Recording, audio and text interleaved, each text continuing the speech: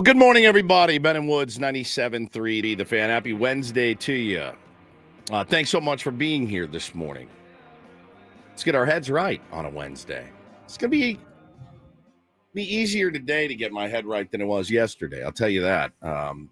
Wanted to thank everybody listening that reached out. Of course, these fellas in here, my sweet, sweet angel babies, Benny and Paulie. You guys were amazing yesterday. Helped me through a really tough day. And so did all the tier ones that shared their stories with me. And staggering, actually, how many people kind of went through what I went through yesterday morning. And it's sad, it's sad to think about. And but it just helped me so much, and I just really appreciate it. It was a tough day, certainly. But man, I woke up this morning. I slept like a rock last night. Woke up this morning, and you kind of turn the page and move forward. But it was an interesting one, to be sure. And I just want to thank you guys again. You guys were incredible. I think about this community a lot, what we've built here. And you guys are the beams that hold this thing up. It's crazy. I thought about it yesterday. It actually moved me to tears, actually, thinking about this community that we've built that helps each other, that cares about each other. It's pretty special. It's kind of the dream for anybody that's ever turned a microphone on. And we're lucky enough to have it. So thank you guys from the bottom of my heart. That's Paul Reindl. He's the executive producer of the program. And he holds this big tent, this circus tent of ours up a lot, Paulie. Thank you for yesterday. I really appreciate it. Of course. And yeah, man, I kind of felt the same sentiment, even though it didn't happen to me. Yeah. Like I'm logged into Ben and Woods on Instagram. I saw some of the messages popping up, and yeah, you're not alone. Yeah, no doubt. And it's a good feeling. It is. You know what I mean? I mean, something much smaller on the scale, I guess, like a couple weeks ago. And I talked about how my aunt passed away unexpectedly. I got tons of messages. People like, I lost my aunt last Tuesday. I lost my so-and-so, last week. And you're just like, man, okay, it's good. Yeah. I like this. Yeah, no doubt about it. We got people got our backs. Benny Higgins is here. He's your friendly neighborhood sports anchor. Benjamin, you were a rock yesterday. Rock of ages. Glad you're doing okay. You stepping in when Woods couldn't talk 100%. and just kind of doing you did such a good job of laying out the story that maybe not everybody knew and giving him a chance to collect himself a little bit. Yeah, I thought that was really, really, really cool. It was class move, Ben. Thank you. And then the termites line was one of my favorites in history. And speaking of circus tents, I also wanted to thank everybody who reached out to try to aid me with my termite problem at my house yesterday. Got a couple of options now going forward, and hopefully we'll have that solved in a couple of weeks. Well, listen, man, it is it's good to be here with you guys this morning. We got we got some sports to talk about, certainly. We got a couple different directions we can go. We could get to the results of the BDSM test that Jordan sent over and wanted us. We could wait on that too. In particular, Ben to take. That's more prime time. That's probably more prime time than that. Did you see this hat? Do you know what this hat is? Oh, I didn't even notice. It looks falcony. It's not a falcon. Some sort of bird. It is a bird. Some sort of threatening bird. You think it's threatening? It looks aggressive. It's kind of angry looking. Well, he's a woodpecker. Oh, he's a woodpecker. Yeah. It's not Woody, Woodsy, the woodpecker. Nope. It's not. It's definitely a more angry, dramatic, angry, fierce woodpecker. That's that's my little league team, my rookies machine pitch team. Today is game day. Ooh. And I'm praying that the rain holds off so we can get this game in. I'm not a big fan. You want to play a game tonight? Yeah. Me? Yeah. Are you kidding? Of course. You called me yesterday in an absolute panic. Oh, I'm panicked, but I want to play. Like, I want to get this thing going. It sounded like you needed another couple days or months to figure out how you're going to handle this team. Now, that I don't know. This I don't know. Ben, I actually thought about. Now, I pawn a lot of stuff off on Ben. I do. I'm like, hey, can you organize this? Because I don't have the logistical brain for it. You do. You're better at logistics than I am. And I called Paulie yesterday in a panic because while yesterday was a tough day, business still needs to be taken care of. So I had to write an email to all of the parents, the woodpecker parents, and say, my fellow peckers and parents of peckers, we need to have a little chat before the season starts, setting expectations. Big peckers, Big little peckers, little peckers, all the whatever. peckers, yeah. So I, it's the old Mike Shildt. I got some non-negotiables here, people, and you're going to need to listen up, right? So I was looking at the roster, and I got 13 players. 13. How many positions are there on defense on a baseball team? Usually 9. Usually 9. We're not allowed to have a catcher. So 8.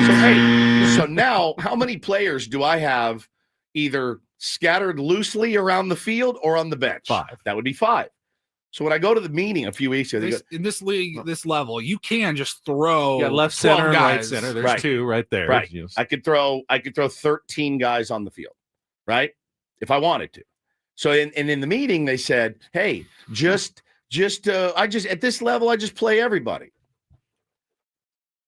I'm like, I'm not doing that. Now, it's not like merit-based, like, oh, you're really good. So you like my son is a great player. He will sit. I told him this last night. You're going to sit, dude.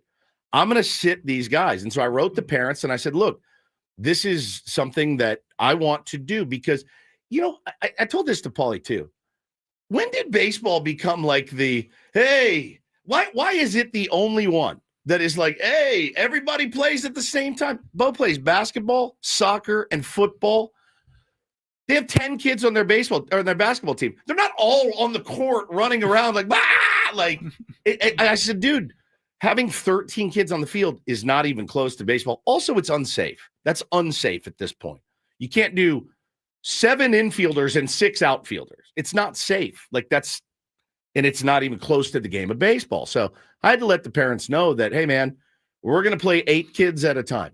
And there's going to be 5 of your kids on the bench. Don't panic. You don't have to run out and get a private tutor or $400 bat, Hannah. And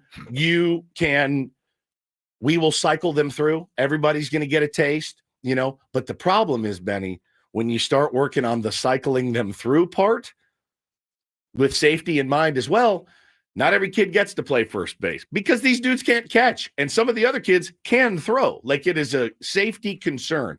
So I'm trying to work on the rotations here. I worked on it, Ben. I'm not kidding you.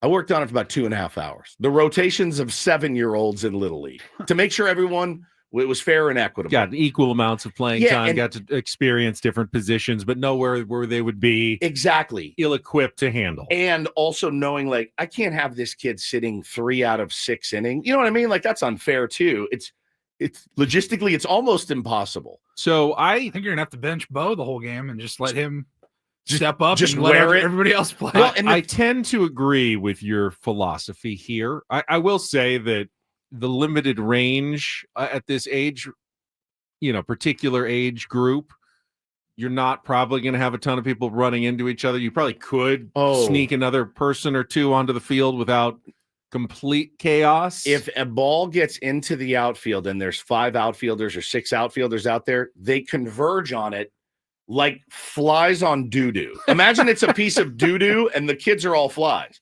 So you couldn't, I'm not saying you have to put all 13 on the field, but if you have 8 positions, if you put left center and right center and had 4 outfielders, you could get at least 9 or 10 on the field. That's what I was thinking. So the thing is, then you're only pushing 3, you got to rotate in and out. I can probably get 9. Yeah. 9 is probably the max I can get with an extra outfielder. But I'm telling you, man, I don't want to hurt any of these. Well, this is, hold on, before you go on, this is why I tend to agree with you. I think the bench culture is also an important part of baseball. I said it in my email. Okay, good. I said it in my email. I said, sitting on the bench, I say this as somebody who literally still rides the bench, but always did. And I said, it teaches you how to be a good teammate. Mm-hmm. It teaches you to focus. Mm-hmm. And most importantly, it teaches you to strive to be on the field. I don't like sitting on the bench. So I worked my tail off to get better and make sure that the coach. But everybody should experience 100%. It. No one should ever start Little League and, all right, I just played every inning of my life. No one ever made me ever sit. Correct. Someone should make you at least experience what it's like to sit there with your teammates on the bench. Yeah, Brian. While your other teammates are out on the field. Brian says, I'm going through it too. We do 4 outfielders. Yeah, I'll do 4. Okay, so that gets me 9 guys on the field, that's baseball. 9 guys on the field is baseball. I can handle that. And Rod says, I'd rotate the kids by attendance. Miss a game practice, expect the bench. See, Rod, 99% of the time, it ain't on the kids. It's on the parents. Like, parents don't see the notification. They don't RSVP, so they don't bring their kid to practice. Like, one kid hasn't been to any practices. I mean, he's starting on the bench tonight, but you know what I'm saying? Like, it's true. We've taken all the meritocracy out of Little League baseball, and I think that should be the case. Everyone should get to experience it. And again, like, I'm not trying to win games. We don't even keep score. I'm trying to get outs. That's what I want to do. I want to see my guys get out. But I'm not trying to win ball games. I'm not going to be, hey, let's hit and run on these dudes, and let's take the extra bag. No, like, learn your position, play it well. Let's see if you can pay attention. Yeah, I mean, it's definitely not a bad thing to reward kids who are engaged and working paying attention. Hard. Yeah. You shouldn't be awarding playing time based on like natural raw skill. Right. And just ability, of course, on how hard they're working, how well they're paying attention, they're learning, they're listening. How good they are on the bench should be rewarded. Yeah, like, hey, man, who would ever continue to do something if you weren't rewarded for doing it the right way? It's exactly right, man. It's exactly right. The funny thing is and Paulie and I were talking about it yesterday. I mean, I don't know when this happened, where it's like, now T-ball's different. I got like 11 kids. They're all on the field. They're running around. They're little. They're not going to make any plays. But, man, when you get into the real baseball, let's try to teach you the real baseball, right? Shortstop's here. Second base is here. Third base, you have responsibility. The outfielders, you do have a responsibility. You got to get it into the cutoff man. Let's try to start learning this game. This game's hard enough without having 3 extra buddies out in the outfield with you going after the same ball. So I'm telling you, Benny, I was going through this. I told Paulie, I need one of those whiteboards with the names on it and be like, all right, inning 1, we'll go him here. Like the magnets. Yes, like slap them on. Pitcher, first base. It is. It's maddening, dude. Like, you said there is an app, but I was like, but it's not very good. And I go, how is there not like a Little League app that deals specifically with this and rotations, and you enter all the numbers and the positions and the rotate, and it like kind of gives you like maybe a bar graph that says, hey, this kid's played 22 straight innings all in the infield. This kid's played 3 innings and they're all in left field. Like, dude, maybe you just ask Chat GBT and you go, can you manage my team? So here's my problem. Now, can you solve it for me? So, no joke. I called my assistant coach on his drive home from work. I go, hey, I just want to kind of fill you in. Been working on this, most of the day. Any chance you just want to handle rotations? And he's like, I don't want rotations. I go, I'm going to get chewed out, by these parents. I'm going to get one of their kids hurt. It's a lot of responsibility, man. It is. But I'm so geeked up to get out there with these kids tonight. It's just such an incredible feeling to watch the boys like come together. And I've seen so much improvement already from a couple of these kids that have come to practice, and they weren't very good when they got there, and they look so good now. So I'm really excited to see, get that first one out of the way, see how they react in a game. And it's just, I love it, dude. I just love it. This is the right age group for me too, where I can where they're still kind of scared of me. You know what I mean? And I can kind of hey, let's go. You got to do this. You got to know where you're going. But always really positive. But man, trying to keep it fair, Benny, trying to keep it fair is going to give me a heart attack. Well, and everyone's going to have a slightly different idea of what fair is. So you'll never please everybody. You'll have a parent or two that won't totally like how you've handled it. Yeah. You just have to accept that that's going to happen. I told Paulie this. I said, I feel like it's the difference in me as a dad and maybe other dads too, or moms or whatever. But when I turn Bo over to, when I turn him over, when he's 10, 11, 12, whatever, and he's playing whatever league, travel ball, if he's still playing, I mean, I'm pulling that coach aside and I'm going to go, listen, I want you to kick his teeth in. Okay. I want you to, if he looks at you sideways, you sit him on the bench. If he doesn't hustle, I'll be that coach. Take him, be hard on him. It's going to make him better. Not, hey, I don't know why I just turned into Adam. Hey, can Bo play shortstop more? You know what I mean? Put him in the right field if he's not paying attention. If he doesn't run hard, I'll be that coach. I like coaching. I like to be coached. I like a good, tough coach. And that's kind of what I want for my kids. I mean, that's the best kind. Those are the ones that make you better, right?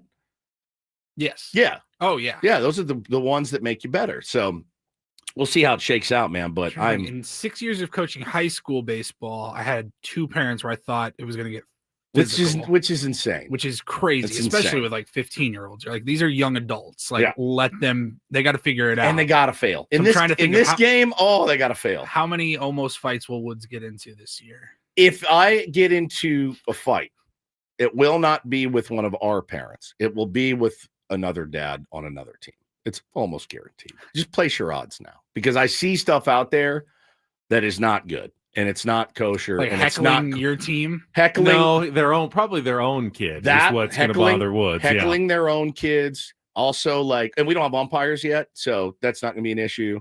But yeah, it's mostly like heckling, and there was one dad last year up in LCYO that I was like, just writing your kid like he was do this. he was come on, right. do He this, was just, like, writing us. constantly. Yeah. Why'd you turn the machine down? And my guy goes, too many hits, too much excitement for you, like that. I was like, oh, it's on. Like, we're going. Here we go. We're going after this.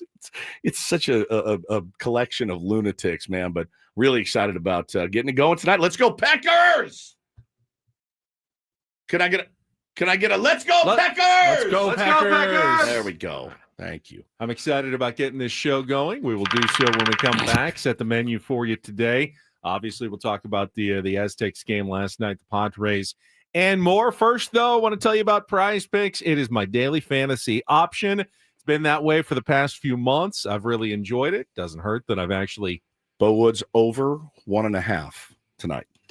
I'll go with the more. I take over on that one. It doesn't hurt that I've done some winning as well. You can do winning if you know sports, if you know what you're doing. It's really easy to play. You just put together lineups between 2 and 6 players, whatever sport you're looking at. Right now, basketball is obviously big, pro and college, but they got golf coming up this weekend. Whatever you're watching, you got lineups you can set with Prize Picks and win up to 1,000 times your cash. I mean, how can over 10 million members and billions of dollars in awarded winnings be wrong? All the stars are there, whether it's Luka, Ant, if you're watching pro, Cooper Flag, if you're watching college, whatever game is on, there's some Prize Picks action for you.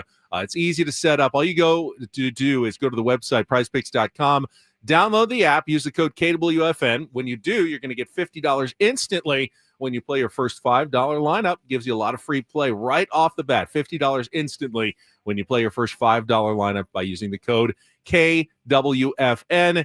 Easy deposits and withdrawals with MasterCard or Venmo or Apple Pay. Check it out today. It's Prize Picks. Must be present in certain states. Visit prizepicks.com for details, and we'll be back after Kelly's first traffic here on 97.3 The Fan.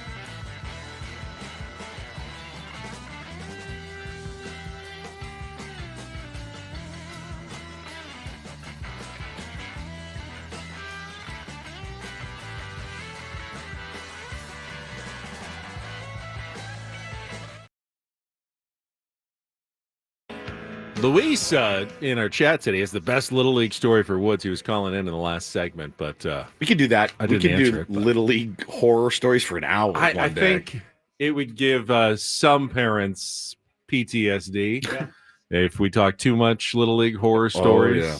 But no, I wish you the best of luck in the upcoming season. Thank you. I'm really excited. You and Bo and everyone. Taylor too. Taylor, all the Woodpeckers. Taylor starts. We're the Lake Elsinore Storm. So we got the other. I'll wear the Storm hat on Storm game day, and the Woodpeckers on. It's good because you get a lot of black hats. That go well with your normal ensemble. Yeah, 100%. All right, here's what we got coming up on the program today. Obviously, we'll get into the Padres. I thought there was a really good thing that happened for the Padres yesterday and a not-so-good thing that happened for the Padres yesterday. We can talk about split squad action and what's going on at spring training. Sam Levitt will join us, as he usually does, probably in the 8 o'clock, maybe 8:35 segment after he hears from Mike Shildt as the Padres continue on with spring training. I do want to talk about last night's late game. San Diego State at UNLV did not go the way we hoped, Aztecs fans, as the UNLV Rebels beat the Aztecs for the second time this season, 74-67, and it's a loss, Woods, that knocks the Aztecs back onto the bubble. I think they're still on the right side of the bubble, but there's certainly now nervous time going into the last game of the season. We'll talk about what San Diego State probably needs to do to make sure they're still in the NCAA tournament, who you want to cheer for, who you want to cheer against the rest of the season, because it's definitely, unless they win the Mountain West tournament, I don't think there's any relaxing Selection Sunday anymore for Aztecs fans. Really? There's always even with a win on Saturday? Even with the win on Saturday. They needed it yesterday. I feel okay, but I'd still be kind of biting my nails and going, I mean, I think they're in, but there's always that team that you thought was in that gets shafted, that doesn't get in. Yeah. And then you're going to have to start sweating the conference tournaments, and you hope teams like UCSD win their tournament and don't come in and maybe steal a bid from other teams that are on the bubble. So you'll have a whole nervous week next week, especially if the Aztecs don't win. I mean, they may have to win this last game just to stay on the right side of the bubble. So we'll talk San Diego State coming up as well. We'll have our normal segments like Don't Do This, Take on Woods, and the Reindl Report today. You can always, let's see, what's our timing for this? So 7:20, 8:20, 9:30. Yep. So we've kind of separated them out like once an hour to make sure that we kind of mix them all in throughout the course of our 4-hour program. We can talk the final off-season grades were handed out for the Major League Baseball teams. Padres did not do very well. I heard Chris talking about this with Scraby as well yesterday. I don't think it's necessarily a reflection on A.J. Preller that the Padres didn't get a great grade for their off-season work. Who else would be graded? I think that you have to take the organization as a whole when you look at it and go, well, what were they even able to do in the offseason? Well, they were, again, we talked ad nauseum about the raises that guys got, and we weren't. I'm not going to let them slide on we're spending money. Now you gave people raises. Like, yes, technically you're right. By the definition, the letter of the law, you did spend extra money, but you didn't get many new players. And then once you got Nick Pivetta and you were able to get creative with Nick, I told Nick Pivetta to his face the other day after the interview at spring training, I go, just so you know, dude, like you signing here helped a lot of people. Like it helped a lot of people go, oh, okay, maybe we're not broke, or maybe we do want to win. We'll certainly talk about Nick Pivetta on today's show as well. But yeah, man, what was their grade? Like a D or something? Yeah, they got a D. I'll let you know right now. They were given a D. The Dodgers, got the highest grade. I mean, come on, yeah. But in a lot of respects, it's all right. Who spent the most in the offseason? Of course. Then if that's just what you're. Just have a list of who spent the most and who spent the least. Yeah, don't call it a grade. Just say who spent the most money. You're not evaluating who's the smartest general manager. No, you're just evaluating at this point who spent the most money. Yeah, you money whipped guys, and you went out and you got Roki Sasaki probably illegally, and you you added a bunch of pieces. So congratulations. Your checkbook is very large. We knew that. We did know that. Are the Padres in a position where we feel like they can get back to the playoffs? And I think right now the answer to that question is definitely yes. I think so too. Which is what I think a successful offseason is all about. Are you putting your team in a position to get to the playoffs? And they are there. Will they actually get there? Well, that requires a lot more work and some luck and things going your way and maybe some good moves later in the season at the deadline. It's a lot more that goes into actually getting there. But the Padres are one of those teams that are absolutely set up for some success this year if things go the way that they are hoping that they go. Sure. So that's not, in my mind, not a bad offseason for the San Diego Padres. And I'll certainly take a D in March. Right. That's fine. Padres have plenty of A's. Correct. From the off seasons past in recent years. And didn't do much with it. And didn't turn them into much during the regular season. Correct. But I want to start, since the game was so last night. What, if you missed it, what went wrong for the Aztecs? Not as much as you might think, actually, in that game, but there's still are some issues for San Diego State's basketball team that Brian Dutcher going to need to clean up if they want to make any sort of run in the NCAA tournament. So we will talk about that coming up in our next segment, coming up on Ben and Woods on 97.3 The Fan. First, gambling problem, call 1-800-GAMBLER, GEGE 000-466. Yes. Early in the morning. It is Wednesday, 6:31. One of the great things about 7 Mile Casino, it's open right now. It's a 24/7 option. If you love playing cards and you have a weird schedule and you can't sleep, whatever, it's open. You can head on down there right now, sit down at a California-style blackjack table, play a little Texas Hold'em poker. They'd be glad to have you. They treat you well. They greet you. They'd be friendly. You'd have fun. And it's 6:31 in the morning. Yeah, man. Great place for breakfast, lunch, or dinner. Great place for after a ball game, before a ball game. They got it all at 7 Mile Casino. It's a smoke-free environment. No slot machines ringing in your ears. Just a great place for card players and people that like good food as well. Go sit down. Have a great time at 7 Mile Casino. Absolutely. The patio is fantastic. It's looking over on San Diego Bay. I always talk about the patio. TV's all over the place, but mostly it is really easy to get to. You don't have to drive all the way into the East County. Simply hop on the 5, head south to Chula Vista. It's there on the west side of the freeway, just 7 minutes away from downtown. That's why they call it 7 Mile Casino.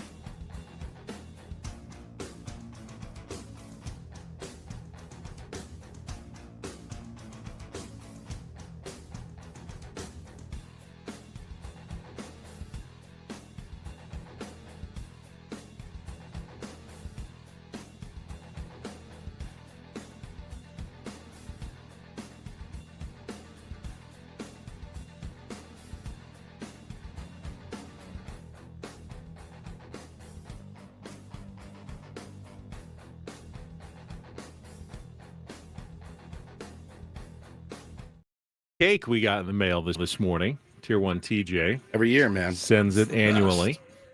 Little cakeola From Janie's Cakes. Yeah, cakeola. Yeah, ring the alarm, Paulie. Yeah.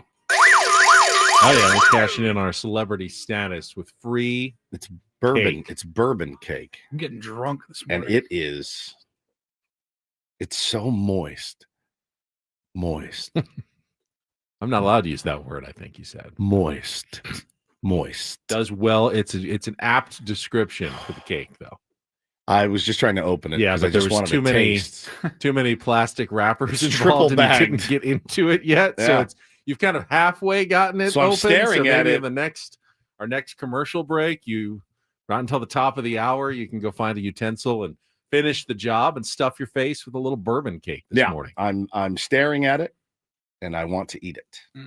And I can't wait till the next break. So if you could go to break now, that'd be great. Can't do that. 16 minutes. Yeah, we got a little time to fill. I'm ready to hear your Aztecs bloviation.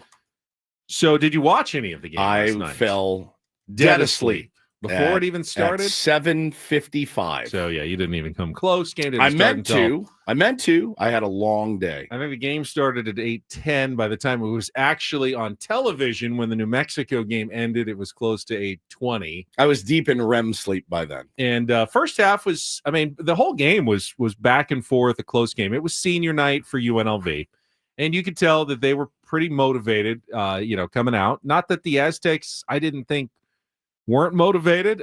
Look, early on, I thought they might blow the doors off the Rebels. They were up 17-9. I thought, the 3-pointers are falling. This is going to be a good night. And then they stopped making the threes, and UNLV started making them and making them and making them. And they just never stopped.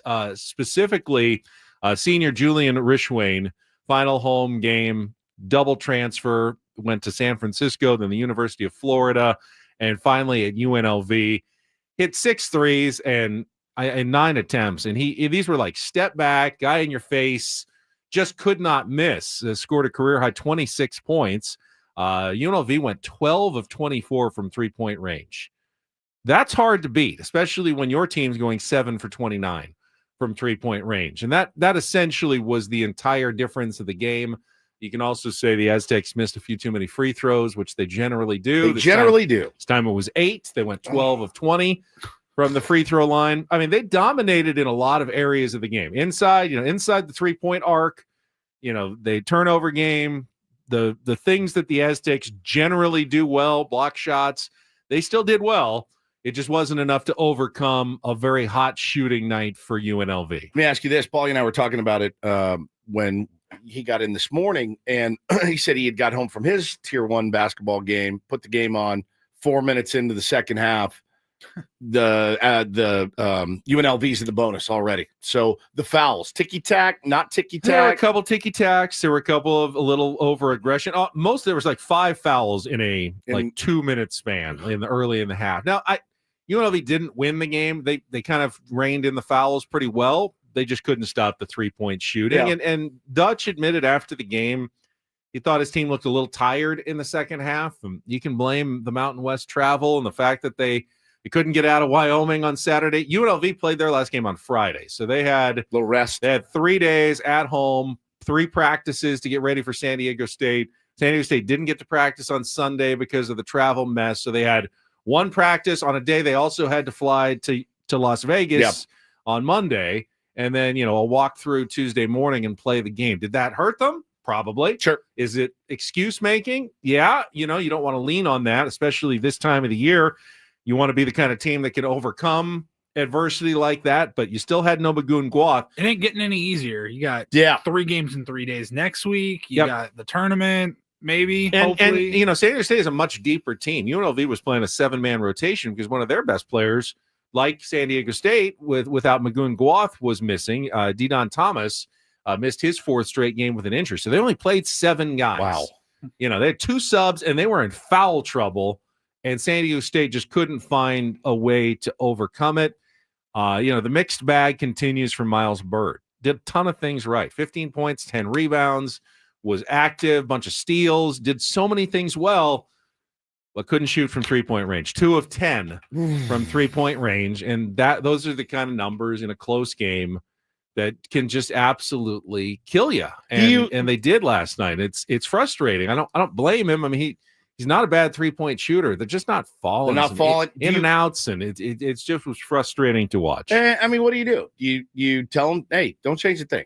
Don't change the thing, man. I want you playing the game your way. No, I want you to continue to jack shots. Well, if he's truly still bothered by the thumb injury, then maybe not. It's like maybe your shot's just not going to be there this year, and we'll work on it in the offseason, come back, and you'll be a great shooter next year. But right now, he's probably taking too many long-range shots for the Aztecs good. And if I'm Dutch, and this is you're facing an elimination game like in an NCAA tournament, or even this Saturday now against Nevada on senior night at Viejas Arena, looking kind of like a must-win game if you want to make at least an at-large bid in the NCAA tournament. It's hard to imagine the Aztecs could lose their last 2 and stay on the right side of the bubble. If they win, I think they're probably in, unless a lot of teams, get knocked out of the bubble by bid stealers in conference tournaments. So it's not guaranteed, but I do think they're in pretty good shape if they win on Saturday night against a team that they beat pretty handily up in Reno earlier this season. Doesn't mean anything, second time around, but the Aztecs will have the crowd. They'll have the senior night emotion on their hands. I wasn't totally shocked by last night's result because of the various factors in play. You didn't seem all that upset this morning when you walked in. Yeah, it's tough to win on the road, especially in the Mountain West Conference.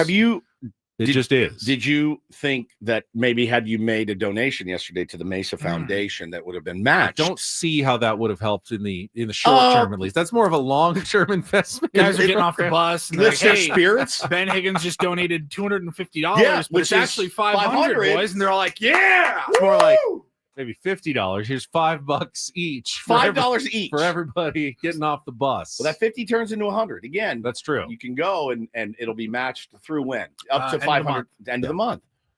I just feel like you have to fill the cup karmically. You know what I mean? And at the end of the season, big game. So yeah, very big game coming up this Saturday. You could just continue with your exposure bit. You always have the backup plan of winning the Mountain West tournament. You just don't want to.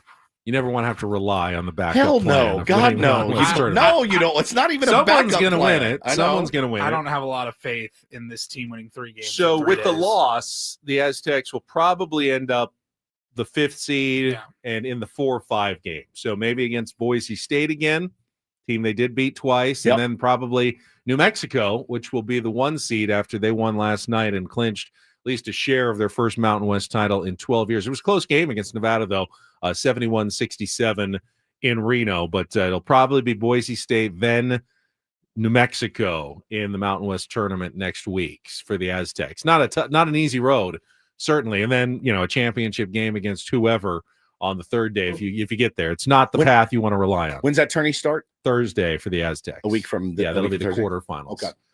The 6th through 11th place teams start on Wednesday, but Aztecs will start next Thursday. You win, you play Friday. You win again, you play Saturday afternoon. All right, for the championship. Okay, so that's where we are in college basketball. I want to talk a little Padres and split squad action yesterday. We will get to that after a check of traffic on 97.3 The Fan. From the 855 Get Ross Traffic Center, protecting San Diego after accidents or injury, here's Kelly Danick. Traffic is sponsored by Hamul Casino. Well, it looks like emergency crews are still clearing this rollover crash north on 125 before Hammershot. Got that right lane blocked. And I'm showing a hazard in the North County along East 78 before Barham. Anybody care to guess what it might be? That's right, a ladder right there in middle lanes, East 78 before Barham. Please take it extra carefully there. Hey, players, things are about to get real here in San Diego with the all-new Hamul Casino Resort, where you can play your heart out and enjoy all the perks that come with it. Opening this summer, Hamul Casino Resort, the player's place. I'm Kelly Danick with Ben & Wood, San Diego's #1 sports station, 97.3 The Fan. So if there was one thing I was hoping would happen for the Padres yesterday, it did happen. I was hoping Nick Pivetta would look solid in his Cactus League debut, and I think he looked more than solid yesterday, facing the Giants in a split squad game at the Peoria Sports Complex. Pavetta struck out the side in the first inning, worked around a walk. He seemed pretty upset about the walk, but didn't affect him anyway. Went 2 2/3 innings, finished with a strikeout as well. 4 strikeouts, very solid opening outing for the Padres in spring training for what is their premier free agent acquisition of the offseason. Could end up being, one of the steals of the offseason.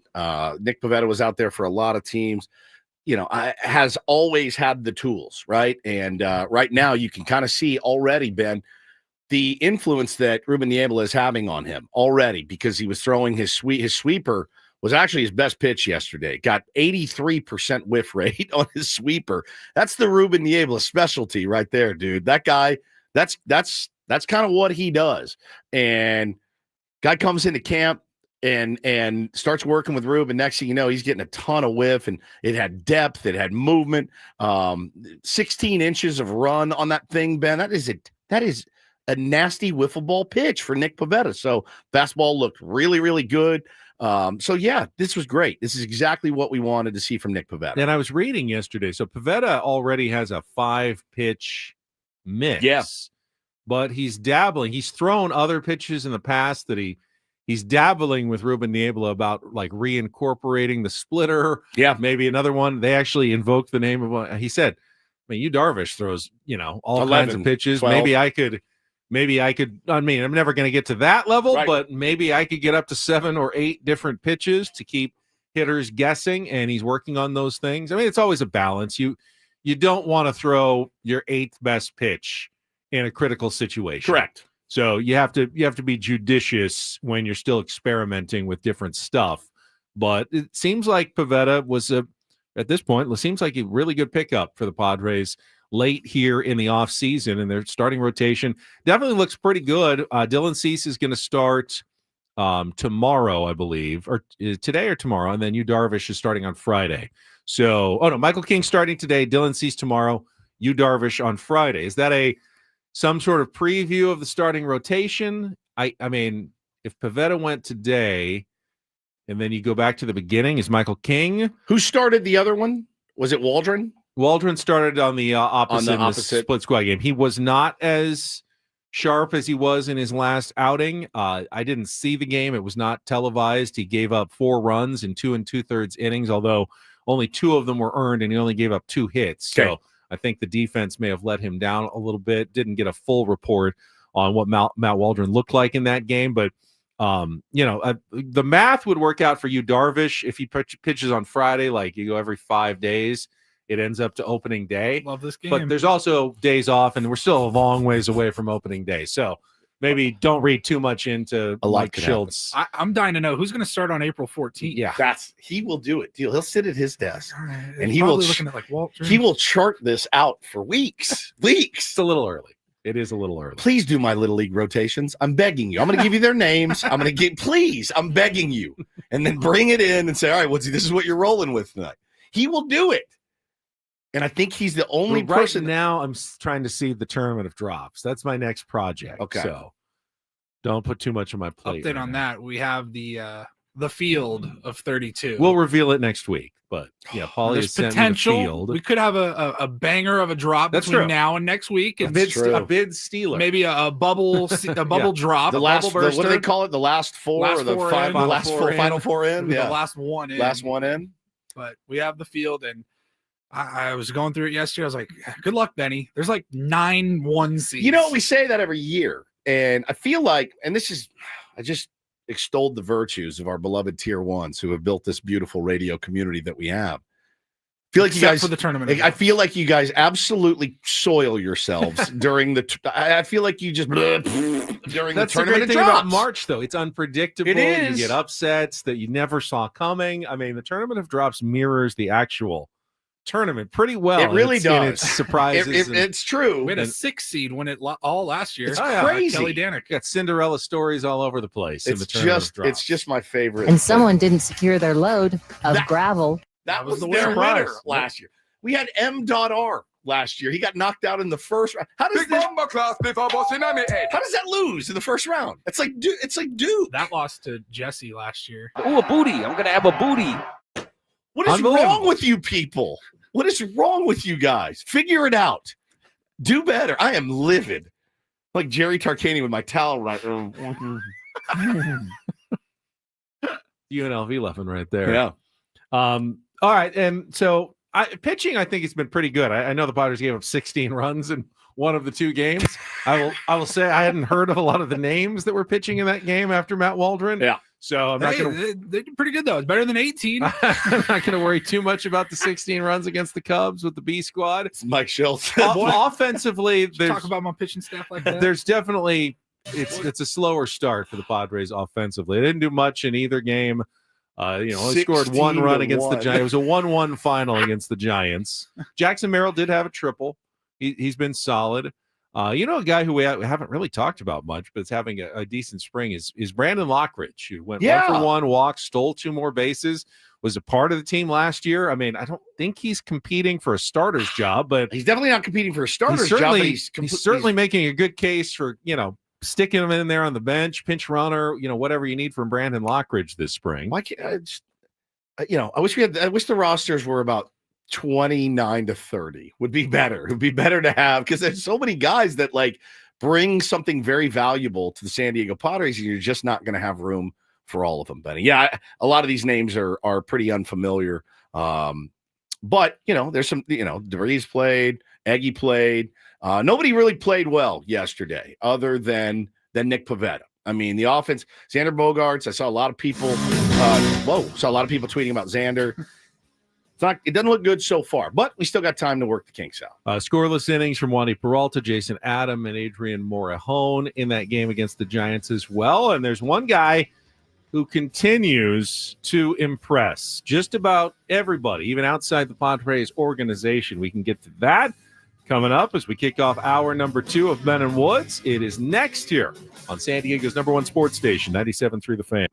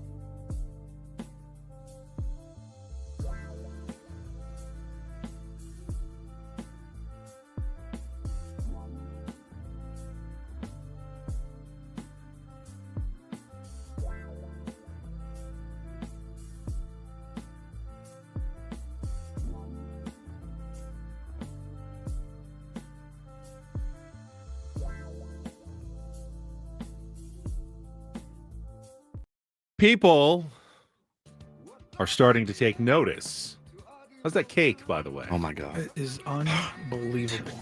I can't even describe it. You too really do love your boozy cakes. I don't have boozy cake don't once a either. year.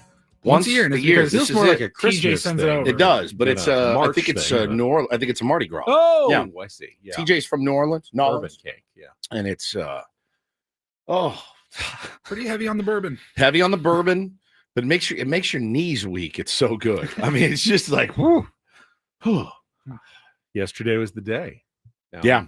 Now you haven't given up cake for Lent. No, obviously. did not give up cake. All right, Didn't give up anything. Yeah, people are taking notice of Tirso Ornelas and the kind of spring that he's having. Now, yesterday went 1 for 2, had a single. I mean, it was just kind of a one hopper up the middle, but also walked again.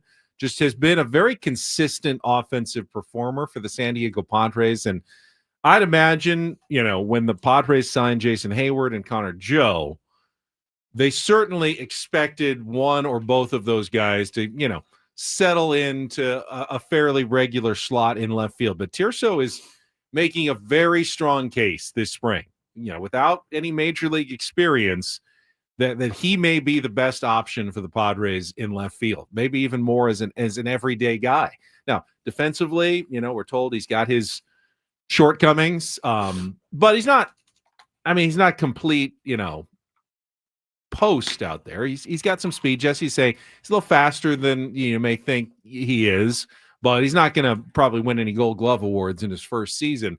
And what's the phrase though? If you hit, you don't sit. Yeah, if you hit, you don't sit. Yeah, I mean that's you can be the best glove these days, especially like having a great glove man is fantastic. But if you hit, you will be in the lineup. That's just the way that baseball works. But he's been playing great, man, and it would be pretty cool, honestly, Benny, to hit on, have 2/3 of your outfield making about $600,000, for the next few years. It's kind of what you dream of, having the prospects come up and force their way into the lineup and as everyday players. Now, I did see somebody. Can't remember what it was. I think it was maybe from Kevin Acey's piece yesterday, and he was talking about, potential lefty option off the bat. No, I think if he continues to play the way he's playing right now, you give him the job and see how if he can hang on to it. It's one thing for fans to take notice, and it's one thing for the organization to be high on their own guys. They tend to want to be optimistic. But what was interesting, and I saw this posted from our friend Giannis on Twitter, that Bovada has updated their National League Rookie of the Year odds, and all the way up to 6th now in the National League at 20-1, which isn't bad, is Tirso Ornelas. It's pretty great. I don't think he was there a few weeks ago. People were not considering Tirso Ornelas. So what do you, obviously, to win National League Rookie of the Year, you have to be someone they think is going to play. Yeah. And maybe that is starting to be the perception around the league, that Tirso Ornelas is at least someone who's going to get the opportunity to play for the San Diego Padres this year, and that's why his odds are going up for National League Rookie of the Year. And Jason Hayward in left field, I don't know how he's done at the dish. I haven't seen much of him. I don't think he's done much at all yet. But again, he's got 16 years of ABs, Ben, and he's got a really good glove. So defensively, with Merrill, Hayward, and Tatis, you have a really nasty outfield defensively. But is Jason Hayward going to hit enough? Is he going to hit more than Tirso Ornelas? Tirso can also DH, certainly. That's an option as well. Against right-handers would be pretty solid. So, I hope he makes the team. I think you need guys like that on the squad. And he's certainly put in his time, and he's certainly earning it right now. Now, I won't go as far as Neil in the chat is going. He says, Tirso, Oscar Gonzalez, Eggy, Lockridge have all played their way onto the roster. Hayward, Joe, Gurriel, and Tyler Wade have played their way off the roster. I hope guaranteed money doesn't win out. You're reading too much into spring training results. I can almost guarantee you that Jason Hayward, Connor Joe, and Tyler Wade will be on the roster. Yeah, I agree. Unless there's an injury, I'd be shocked if those three guys weren't there. Now, playing time's a different thing. Jason Hayward may be more of a bench, leadership, pinch hitting type option than an everyday or a platoon starting left fielder. If Tirso earns that spot. Oscar Well, Gonzalez has also had a good spring, but those guys also have options. I don't know if Tirso does, but the rest of them have options where you can. Nagy doesn't. I don't think anymore either. Tirso, yeah. So like Tirso is a lefty. Jason Hayward's a lefty. Eggy's a righty. Gonzalez is a righty. Is he a righty? Okay. Yeah. I mean, you got options right now, but you can't keep them all. Can't keep them all. You won't be able to keep them all, and there's going to be some tough decisions coming up. I think Connor Joe has been exactly what the Padres were hoping for. He's been exactly as advertised. Getting on base almost half the time this spring. I mean, yeah, he's not hitting a ton, but he draws walk. They need someone who can work an at bat, draw a walk, get on base.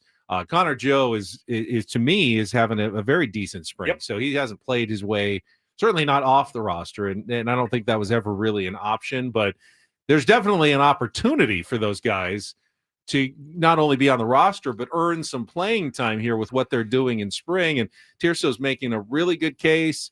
Eggy's made a good case. Gonzalez and Lockridge are all making good cases. They're making the job of AJ Preller and Mike Shildt a lot more difficult this spring, which is a good thing. What if Tirso Ornelas keeps this up? That'd be great. I mean, it'd be what you dream of. You saying just a couple minutes ago, imagine having 2/3 of your outfield making $700,000 or whatever. That's the Padres' hope. That's their plan. That's a dream. Yeah, Eric Grutner and AJ Preller, they have said it on the record. The plan has always been for the last 5-6 years. Yeah, top heavy with big contracts, star players, but you have to complement that with homegrown young talent. They got it with Jackson Merrill. They hit gold with Jackson Merrill last year. Can they do it again with Ornelas? Yeah, it almost seems too good to be true. I mean, you got Jurickson had the great season, but you knew he was going to be a free agent. If Tirso can do something similar offensively, you control him for years. Correct. I mean, that's another position locked in for the San Diego Padres that then would give them flexibility elsewhere. They don't need to go out and find anything there. They can use it to keep some of their starting pitching around, like Michael King going into the next season. So, yeah, I mean, as I said, there was definitely one thing I wanted to see yesterday. That was Nick Pivetta. There's also something that I dreaded seeing, and it was worse than I even feared. You know what it was? Man, Roki Sasaki looked good last night for the Dodgers. Oh, boy.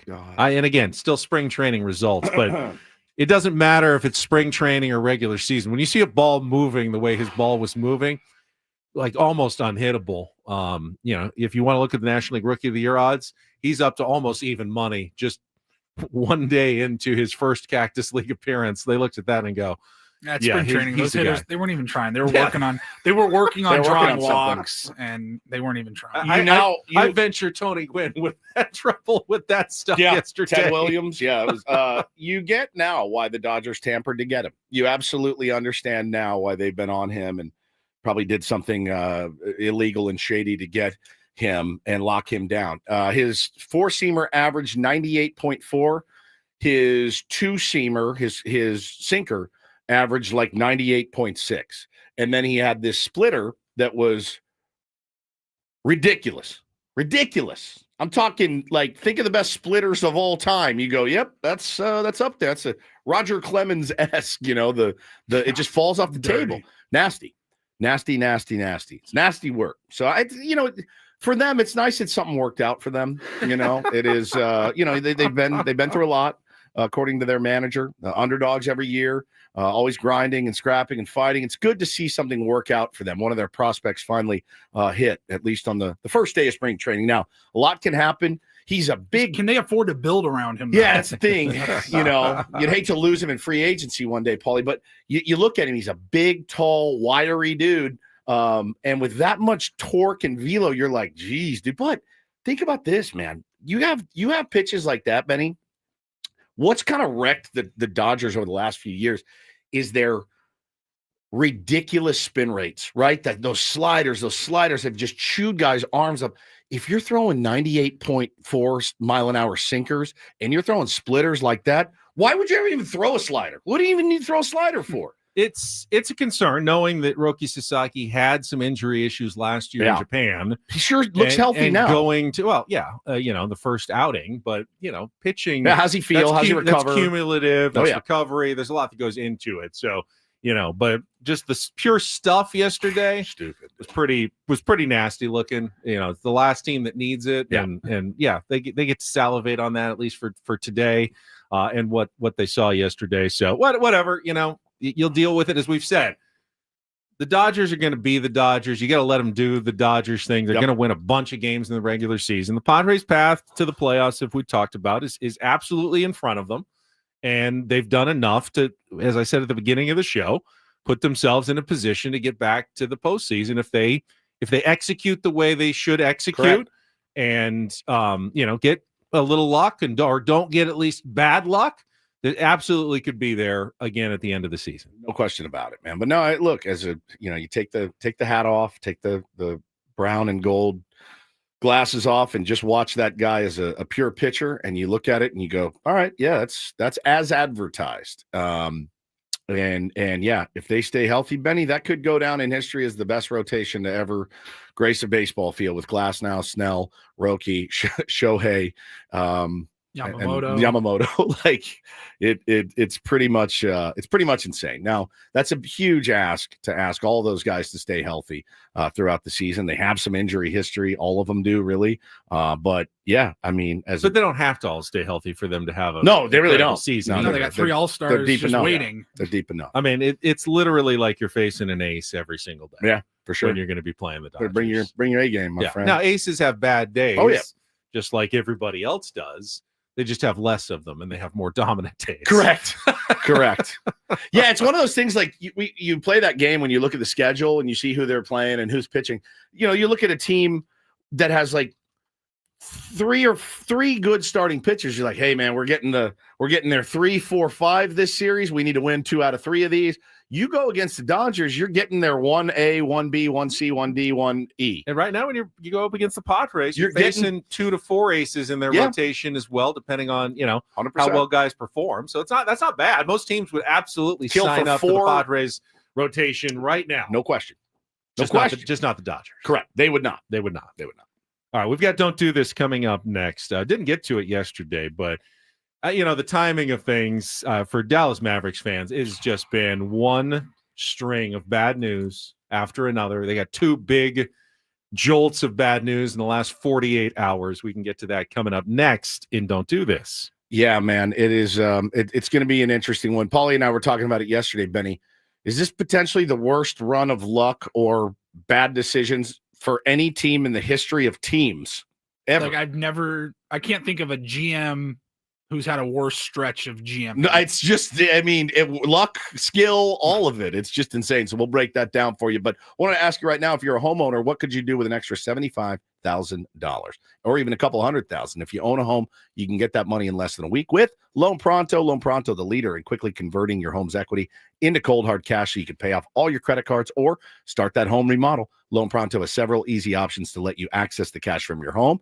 Virtually no paperwork, no cumbersome process, no junk fees, and often no appraisal. The average homeowner right now has over $300,000 in equity. That's your money. Use it. Use it today. You can get approved in as little as a day. So act now with no hard credit pull up front. LoanPronto.com or 619-207-4336. Get the money you need for anything and everything. 619-207-4336 or LoanPronto.com. Equal housing lender, NMLS 1661781, subject to lender approval, NMLSconsumeraccess.org.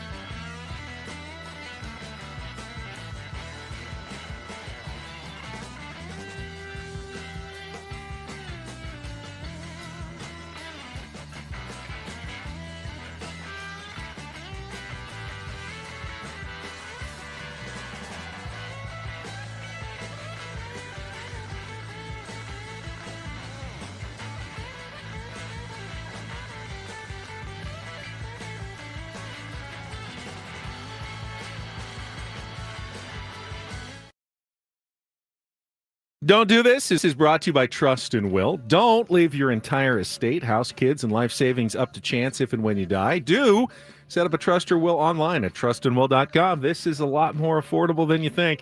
Visit trustandwill.com for more info. All right, let's focus on the Dallas Mavericks. Since we missed it yesterday, we were talking about San Diego FC. We didn't get to the story about the Dallas Mavericks, who have, I mean, if things couldn't, I don't know that things can go much worse for a franchise at the moment. So the Luka trade was how long ago? About 3 weeks ago. Okay, yeah. So that obviously goes down, and the entire sports world is just turned on its ear. But they feel like, hey, we did this trade. We know it's going to be unpopular. We're getting Anthony Davis. Yeah. And we feel like we can, with Kyrie, we can make a run with Anthony Davis and his defense and his skill to the championship. And, of course, the first game Anthony Davis gets hurt, has not played since. But then they still were playing okay. They were doing fine. Had some big wins. Then in their last game, Kyrie Irving goes down with a knee injury. Oh. Yeah, it's a torn ACL. He's out for the season. And if that wasn't enough bad news, just falling on top of the fan base, just one they were one black cloud after another. Issuing refunds to season ticket holders. Yes. Fans people burning demanding their money back. They had people walking out in the third quarter the other day in mass, just walking out of the arena. Just that's it. We're leaving. And then you wake up, you're a Dallas Mavericks season ticket holder. And you're like, oh, got an email from the org. And they have jacked up their ticket price has been about 8.5%. The team insists fans will still be getting a deal if they purchase the tickets instead of going through the secondary market, claiming Mav supporters can save up to 23% by locking in for the long haul. Who are you going to watch if you're there? Who are you going to go watch play? Anthony Davis will be back, yeah. He'll be back next season. That's really about it. Kyrie's going to be out for over a year. It's as dark and dire for the Dallas Mavericks and their fans. I mean, as any team, like you can't call it luck. I mean, some of it's luck, but also you get that feeling that, man, we traded away Luka because he liked beers and smoking hookah from time to time. We traded away our generational superstar to the Los Angeles Lakers, also thriving. Won the seventh game in a row last night. Luka's looking fantastic now. We did not take him to market to get draft pick, high draft picks, which you absolutely could have gotten. No, instead, you don't have a draft pick. They have a first rounder, I think, in 2026. And that's it. And then like no 27, no draft 28. pick 27, 28, 29, 30. It's nothing. It's some of the worst GMing I think I've ever seen, coupled with some of the worst luck for a franchise, coupled with a really bad decision of letting that email go out to you. You have to reevaluate. So this is the tricky part, the business of sports, where yes, you have to put out your season ticket email at some point. Correct. Like this is when renewals go out, and you have to decide on a price point. Now, they're not cutting salary. They're spending just as much or more, actually, I think, than they did before the Luka Doncic trade by all the things. It's a salary cap league. Right. They have cited ongoing investments in the team and fan engagement. Fine. Those things may be true. But part of, I think, being a professional sports franchise and owning a team is sometimes you have to wear it when things aren't going bad. Yeah. And that means wearing it financially a little bit as well. And in the case of the Dallas Mavericks, there must have been some thought that, okay, this has not gone very well, and while How can we make it worse? we may have to take a haircut here. One thing we could do PR-wise would be at least announce no price increases or something that you can give back to the fans here in this dire moment where it looks like your franchise is falling apart. You could at least extend the olive branch and go, hey, fans, we know we've let you down here. We were trying our best, and things have not worked out well. Here's our olive branch for you. We've got some added benefits. We've got some added value for you.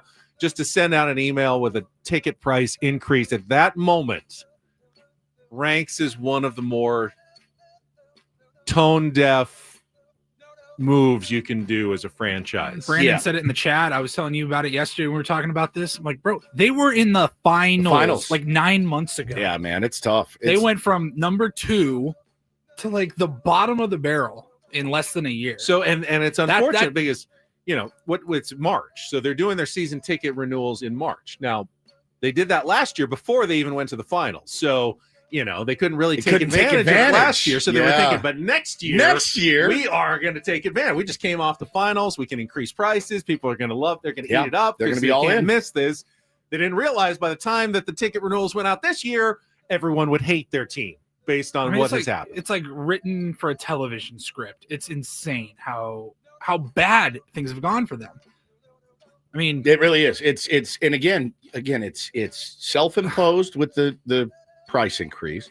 It's self-imposed by trading Luka. But at the end, you can, if you're Nico Harrison, you had your reasons for trading Luka Doncic. Everybody makes trades they regret. There's never been a GM in history, guys, that hasn't traded somebody away.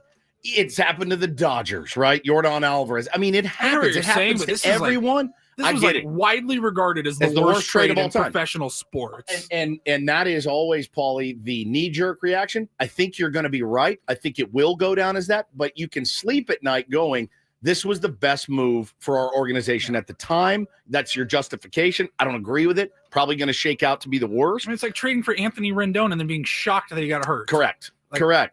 And you just kind of know this was terrible, but it's the bad luck with Kyrie going down. Because you felt like you were all right.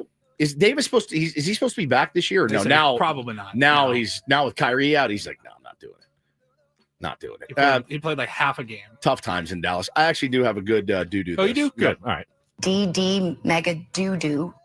In sports, especially in football, we talk a lot about the running back position and how it's really been devalued over the years. And you know what? It doesn't matter. We'll just grab somebody in the third round and we'll wear him to the ground. Then we'll do it again and we'll do it again. I thought this was pretty badass by the Philadelphia Eagles. They went out and they rewarded Saquon Barkley for his brilliant season with a 2-year, $41.2 million contract extension, made him the highest paid running back in NFL history. It's rare to see. And I'll tell you what, man, if you're a free agent, not only do they have it going on in Philly right now, coming off the Super Bowl victory, but you see that kind of stuff and you go, all right, like they're going to take care of guys if we perform. I thought that was pretty cool. I'm glad Saquon, he certainly deserves it. 100%. And I'm happy for him. However, the overall issue of the running back pay is still big. The contract makes Saquon Barkley, he's the highest paid running back in NFL history. He's only the 7th highest paid player right now in not all of football, not the NFC, not the NFC East, the Eagles. He's the 7th highest paid player now on the Eagles offense. Holy with his record contract. Holy cow. And he's such a horse. Who makes more? So receivers, quarterback, offensive linemen. They all make more than the record running back of all time. Yes, put them on his back and took him to the Super Bowl. More than when he goes out onto the field with the other 10 guys, he's the highest paid running back in history. More than half of them make more money than he does as he's walking out onto that field. Shout out to Howie Roseman, the GM, also, that said that. Did you see what his quote was? He said, winning the Super Bowl was like sex. He said, I'm horny for more. Which is just fantastic. Your new favorite GM. Yeah, my favorite GM. So yeah, that's don't and do this, Benjamin. On a that Wednesday. Was Don't Do This with Ben and Woods on 97.3 The Fan. All right, when we come back, let's see, the Padres, we talked about their off-season grade that is out. I want to talk about why I feel like that's a very misleading grade. They would not be doing well in their GPA. But again, I don't think that it really matters too much at this point. It definitely does not. And we can get to that when we come back with Ben and Woods here on 97.3 The Fan. Gang, it is Woodsy. Wanted to tell you about QC Kinetics. Had some fun breaking down my commercial that I did recently. You'll be seeing it on television. But yeah, no brainer for me when they asked me to do it. These guys have changed my life dramatically. Would not be where I am without them. I mean, the pain in my hands and wrists was so bad. Could barely get through the day every day, sleeping in weird braces. Yeah, and you start to think, do I need surgery? Should I get something to dull the pain? That's a slippery slope. You don't want to go down those roads. So go see QC Kinetics if you have chronic pain in your knees, hips, shoulder, or other joints. If you have trouble sleeping, walking, day-to-day movement, give them a call today, 619-6114-PAIN. Got a couple different locations, one in Torrey Hills, one in Hillcrest. They'll give you a free consultation when you do, and you'll find out how the latest advances in regenerative medicine can get you lasting pain relief. No drugs, no surgery, no downtime. So I bet you're a great candidate if you're having trouble just getting out of bed, walking around every day. You're not able to do the things you love, walking, golfing, jogging, biking, surfing, all of that stuff, man. Let's get you back in the water, get you back on the bike with QC Kinetics, 619-614-PAIN. It's QC Kinetics, 619-614-PAIN.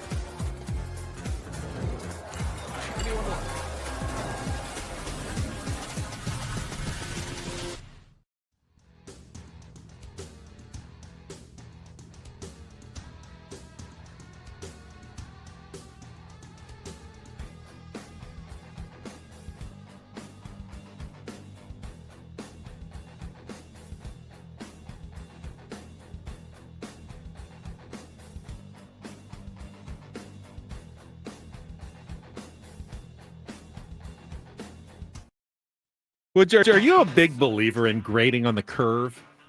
What is the curve? I was just going to ask you to explain if you. It's the.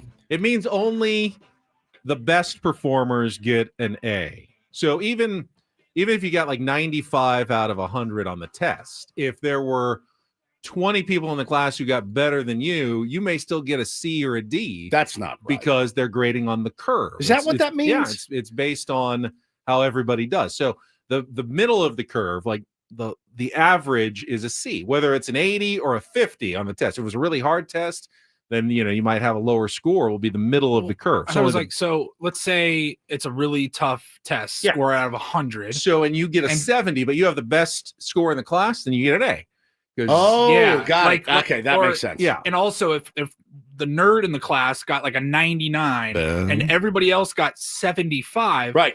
You pull the 99 off. It doesn't count, and then 75 is now the top score. Well, yeah. I mean, how you handle your curve, you can slice off some of the outliers to try to make it a little more fair for everybody else. But essentially, grading on a curve means instead of just comparing yourself against the direct score, you're comparing against all the other people who are competing. Okay. So this brings us to the grades that were handed out by ESPN for the offseason. Now that the offseason is essentially over, I mean, you can still have some trades or a couple of free agents that haven't been signed, but the offseason is essentially over.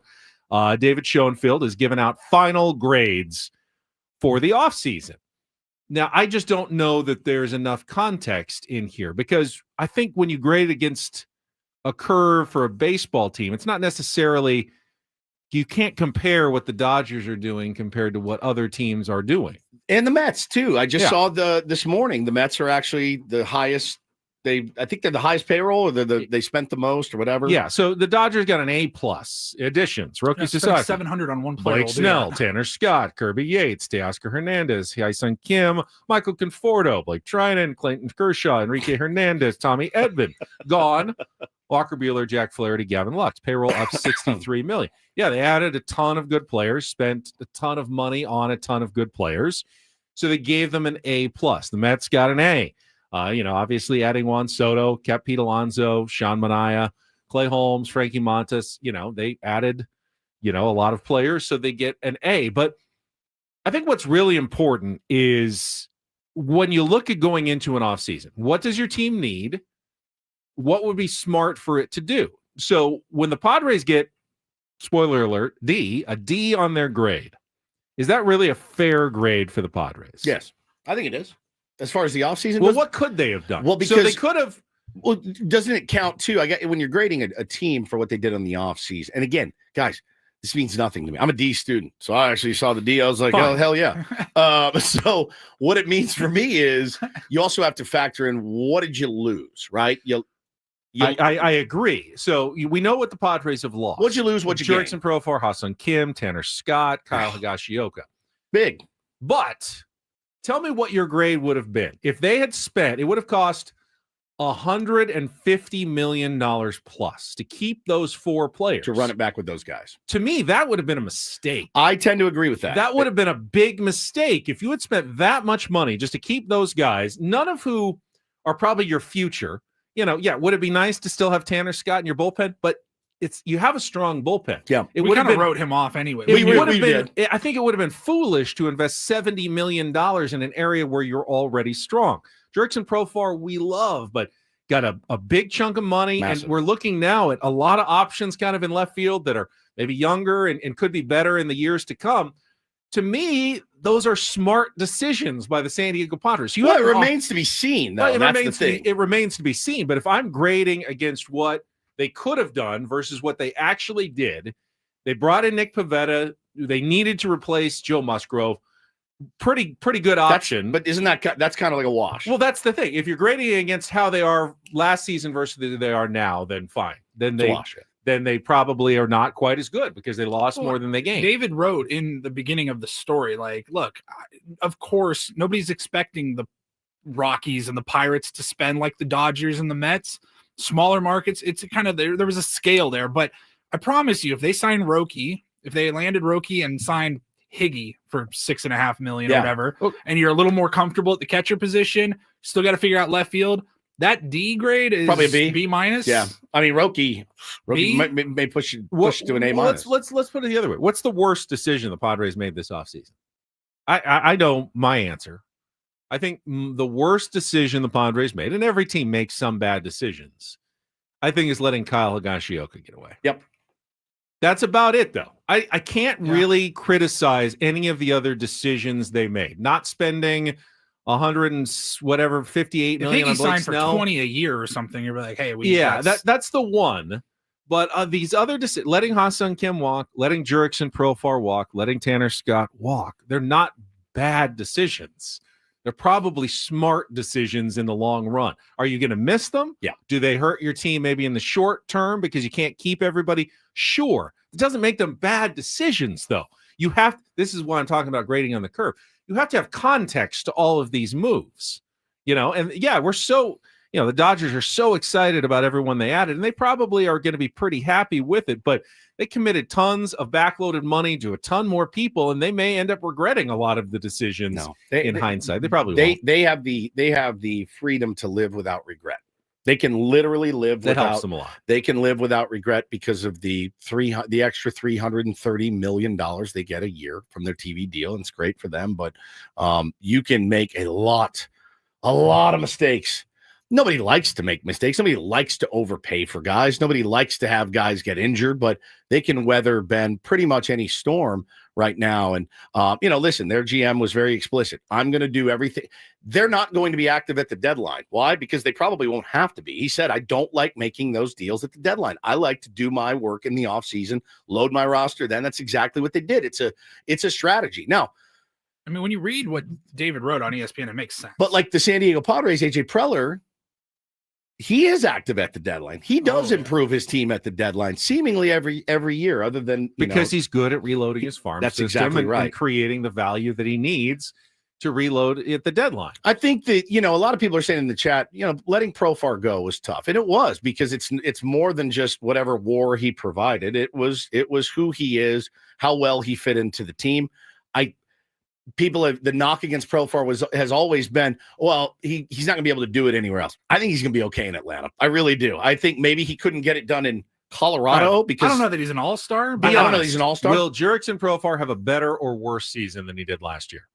Worse. I mean, to me, it's an easy answer. It may still be a decent season. I can't sit here and say that's for sure. I really can't. The last season was the best season of Jurickson Profar's career. And I don't think there's going to be much of a debate at the end of his career. When you look back at Jurickson Profar's career, he's going to go, my career year, that was the 2024 season with the Padres. Doesn't mean he's a bad player. No. But a lot of people saying worse in the chat. There's one better. I mean, what a fit on that I'll team. eat my words. If he has a better season than last year, I will you wear the mesh shirt? Him. Will you wear sure, the mesh I'll shirt? wear the mesh shirt to a baseball game? Come on, you're very vehement on this. I am pretty I mean, what do I get though if I win? I like when I make bets, I like to be able to get something if I win. That's true. I hate making a bet that only comes with a losing bragging penalty. rights. It's good for your brand. Exposure. But I've already said it. So if it's Exposure. right, I already get the bragging rights. I don't have to actually risk anything for bragging rights. Yeah, you do, because I'll wipe that from all the archives. Yeah. Yeah, we'll never play it again. I am not hating on Jurickson Profar. He could have a very solid season for the Braves this year, but I don't see him ever having a better. Remember, he's getting older. He's got to adjust to a new franchise this year. By next year, he's going to be making even more money and going to be even older. I just don't know that it was a smart contract to give out, especially for a San Diego Padres team that had other bigger needs to fill, like a starting pitcher. Yeah, but I feel like him in that lineup is going to be pretty nasty. I do. I feel like he's a really good fit. Good addition for the Braves. He's not going to hit 25 bombs and have a 400 on base percentage. I just don't believe that that's going to happen this year. Paul Sonic Vinny says the worst thing to do is the King situation, going to ARB and no extension. He didn't go to ARB. They didn't go to ARB. They've never. AJ Peller's never gone to ARB. They avoided They R. avoided They R. almost went to They R. almost went to R, but almost is, only counts in horseshoes and hand grenades, my friend. So that's not a bad move. I feel like the letting Higgy get away. Not that I thought Higgy was going to have a better season either. That's one. All right, I'll take that bet. The options right now at catcher seem dicey. I'll take that bet Padres. with you. Like, does Higgy have a better season in Texas? I say no. No, he won't even get as much playing time Correct. in Texas I as think he you did. look at the value provided compared to the salary that they're making, though. Yeah. Higgy's value, while it may be less than Profar, Higgy's value at $6.5 million versus what Profar will give the Braves at $15 million. Yeah. But it's more comparable. It's more the upgrade you can do at a position. Higgy probably is not anywhere near as good as Profar, but at the position of catcher, he could be a big upgrade over what the Padres have right now, which is still this far into spring training. Is still looking like, I don't know. I mean, did you see Campy yesterday? I mean, oh man, no one has stood out behind the plate yet. But there's a difference in standing out and actively not being good at all. Had a couple passed balls, like pie threw one in center field. Just it's still spring. It's spring. I mean, you handicap the field for the fifth starter, the left fielder. There's a lot of fun options. I don't even want to handicap I don't know what to say about the battle for the starting catcher job. I don't know. It's just 4 really dicey options right now. Our assassin Janine is absolutely losing it in the chat right now. She's just losing it. I love it. She says, none of them are good. They're all awful. I get it. That's why Higgy, it reminds me of the Seth Lugo when he went to the Royals. He got a few more million. Would have got that done. I felt like the one that got away. That was the one that got away. I feel like Higgy might have actually been value added for this team, and I don't know how hard would it have been to convince him. Yeah, like, look, even if you couldn't offer him quite as much money, you go, yeah, but here you get to play, Kyle. I mean, you know what we have. You're our starter. Day one with the Rangers. You got to prove yourself. You got to compete against a younger guy who's already kind of entrenched in that position. You're a backup essentially with Texas. You're a starter in San Diego, but I don't know how close they were. I know they tried, but they must not have gotten close enough. Yeah, man. It's funny too. Tom Krasnick wrote a piece in the Union Tribune that's basically, Benny, what do they call it at Texas A&M? The 12th man, right? It's kind of extolling the virtues of Padres fans and how it gives this team, and the players talk about it every time we ask them. Every single one of them. New guys came in and they said, hey, man, like around the league, people talk about how badass Petco Park is and how great the fan base is and how electric it is. Let's get into that a little bit. How much of a difference can that make after a quick check of traffic here on 97.3 The Fan? From the 855 Get Ross Traffic Center, protecting San Diego after accidents or injury, here's Kelly Danek. Well, guys, looks like they may have cleared that crash on northbound 125 before Hammershot, showing an improvement in speeds there. Up ahead before the 8, we still have it crashed over the right shoulder. Now an accident on westbound 8 past Greenfields, blocking the fast lane. And in the North County, hit and run crash, eastbound 78 past Nordall Road. It's over the right shoulder. I'm Kelly Danek with Ben and Woods, San Diego's #1 sports station, 97.3 The Fan. Now, I was looking at this piece too, and for me, Woods, it kind of boils down to what are the factors that make a franchise healthy? Like overall, a healthy franchise. And the Padres have one of the biggest things that you can have for long-term health. The things you worry about, big contract commitments for players who are not performing. Padres may have one or two of those. So you worry about that. Some ownership question marks. You worry about that. But one thing that the Padres have that most teams don't have is Petco Park and a diehard fan base that is filling that ballpark year after year, and looks like they will continue to do so. That will help. That would be something that most teams in professional sports would absolutely kill. No for question. The Padres have. No question. And it's that kind of 12th man that all the players kind of talk about. And wouldn't it be the 10th man?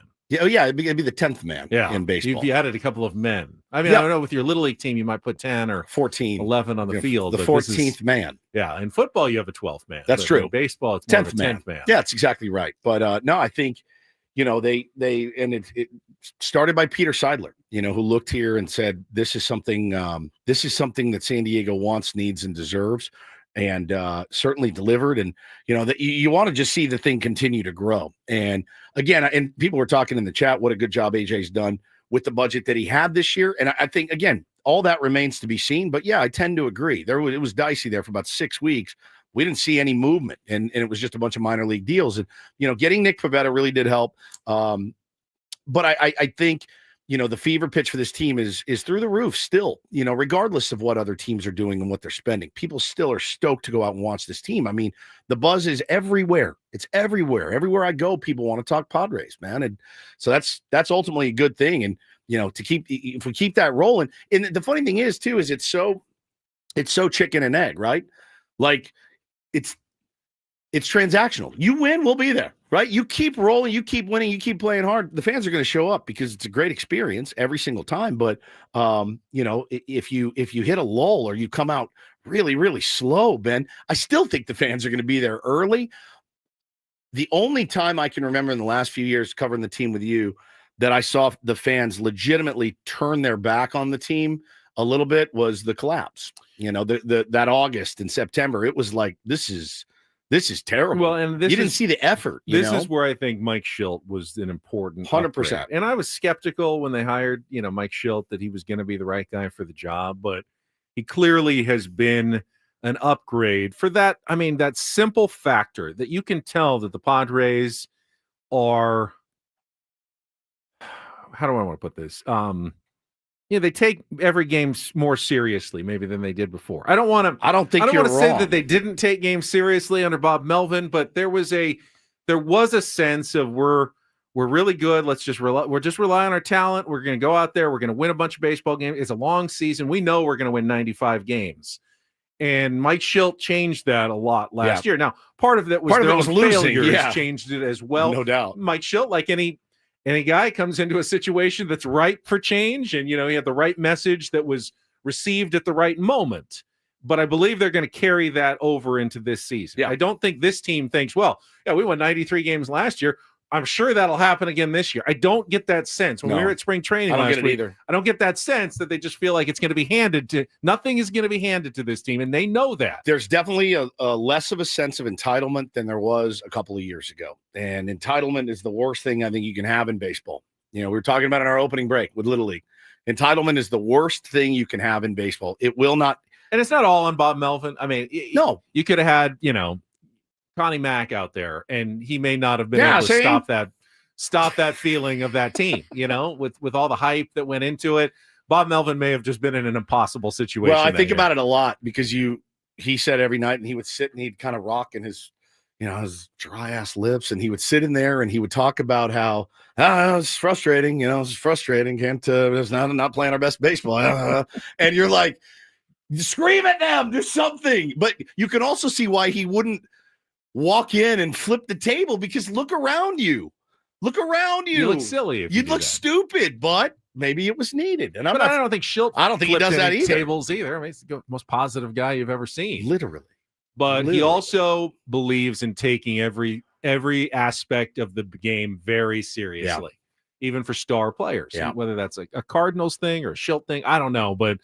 I think it has definitely changed the culture. This is Satan's Blowfish nails it. And it's so true, man. I've having gone to a lot of games last year. Every night in 24 felt like a damn party. You're absolutely right. It really did. I mean, and that's what makes me tingly for 3 weeks from now. We got into September. We hadn't clinched a playoff spot yet. We didn't know what the future held. And I said, and I remember feeling early September, even in August, probably, this is maybe the most fun team we've ever covered. It was elite, man. The Merrill stuff, all of it. It was just the eighth inning, ninth inning home runs, incredible. The comebacks. Keep that rolling. Now, I will remind everybody that in his first season, Jay Stingler looked great. Second season, not so much. First season, Bob Melvin, things looked pretty good. Second season, not so much. You don't want a sophomore slump for sure. Are we going down the same road, or is this going to be a different road for Mike Shildt in year number 2? Yeah, I hope not, man. I hope we keep the good vibes rolling, because it's a lot more fun covering this team when they're playing hard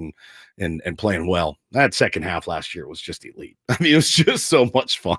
It's just, I think about it all the time. And, one thing I'm kind of glad about as well is the Padres don't play the Dodgers, I think, until June. Oh, really? Yeah, it's definitely. I have to check the schedule. And Paul, you have it up there. It's late in the season, for a divisional Yeah, opponent. let it shake out a little bit. Is it May or June? I mean, June. So it's not Twice like in back-to-back weeks. It's not like you have to go up against them right away. You'll be well established by that point, which I kind of like. Yeah. Like just get out of sight, out of mind for a couple of months. Yep. Focus on your own thing. Get off to a decent start, and you'll be okay. All right, hour number 3 coming up, including spring training. Sammy ahead on the Fan.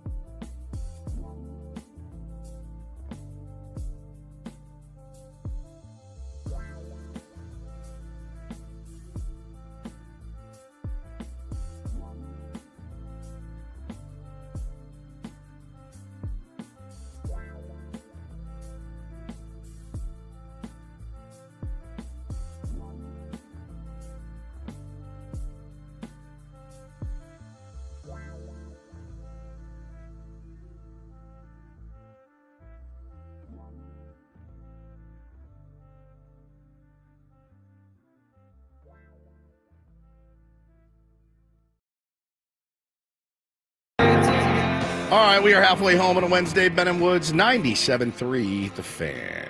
Love you guys. Appreciate you being here.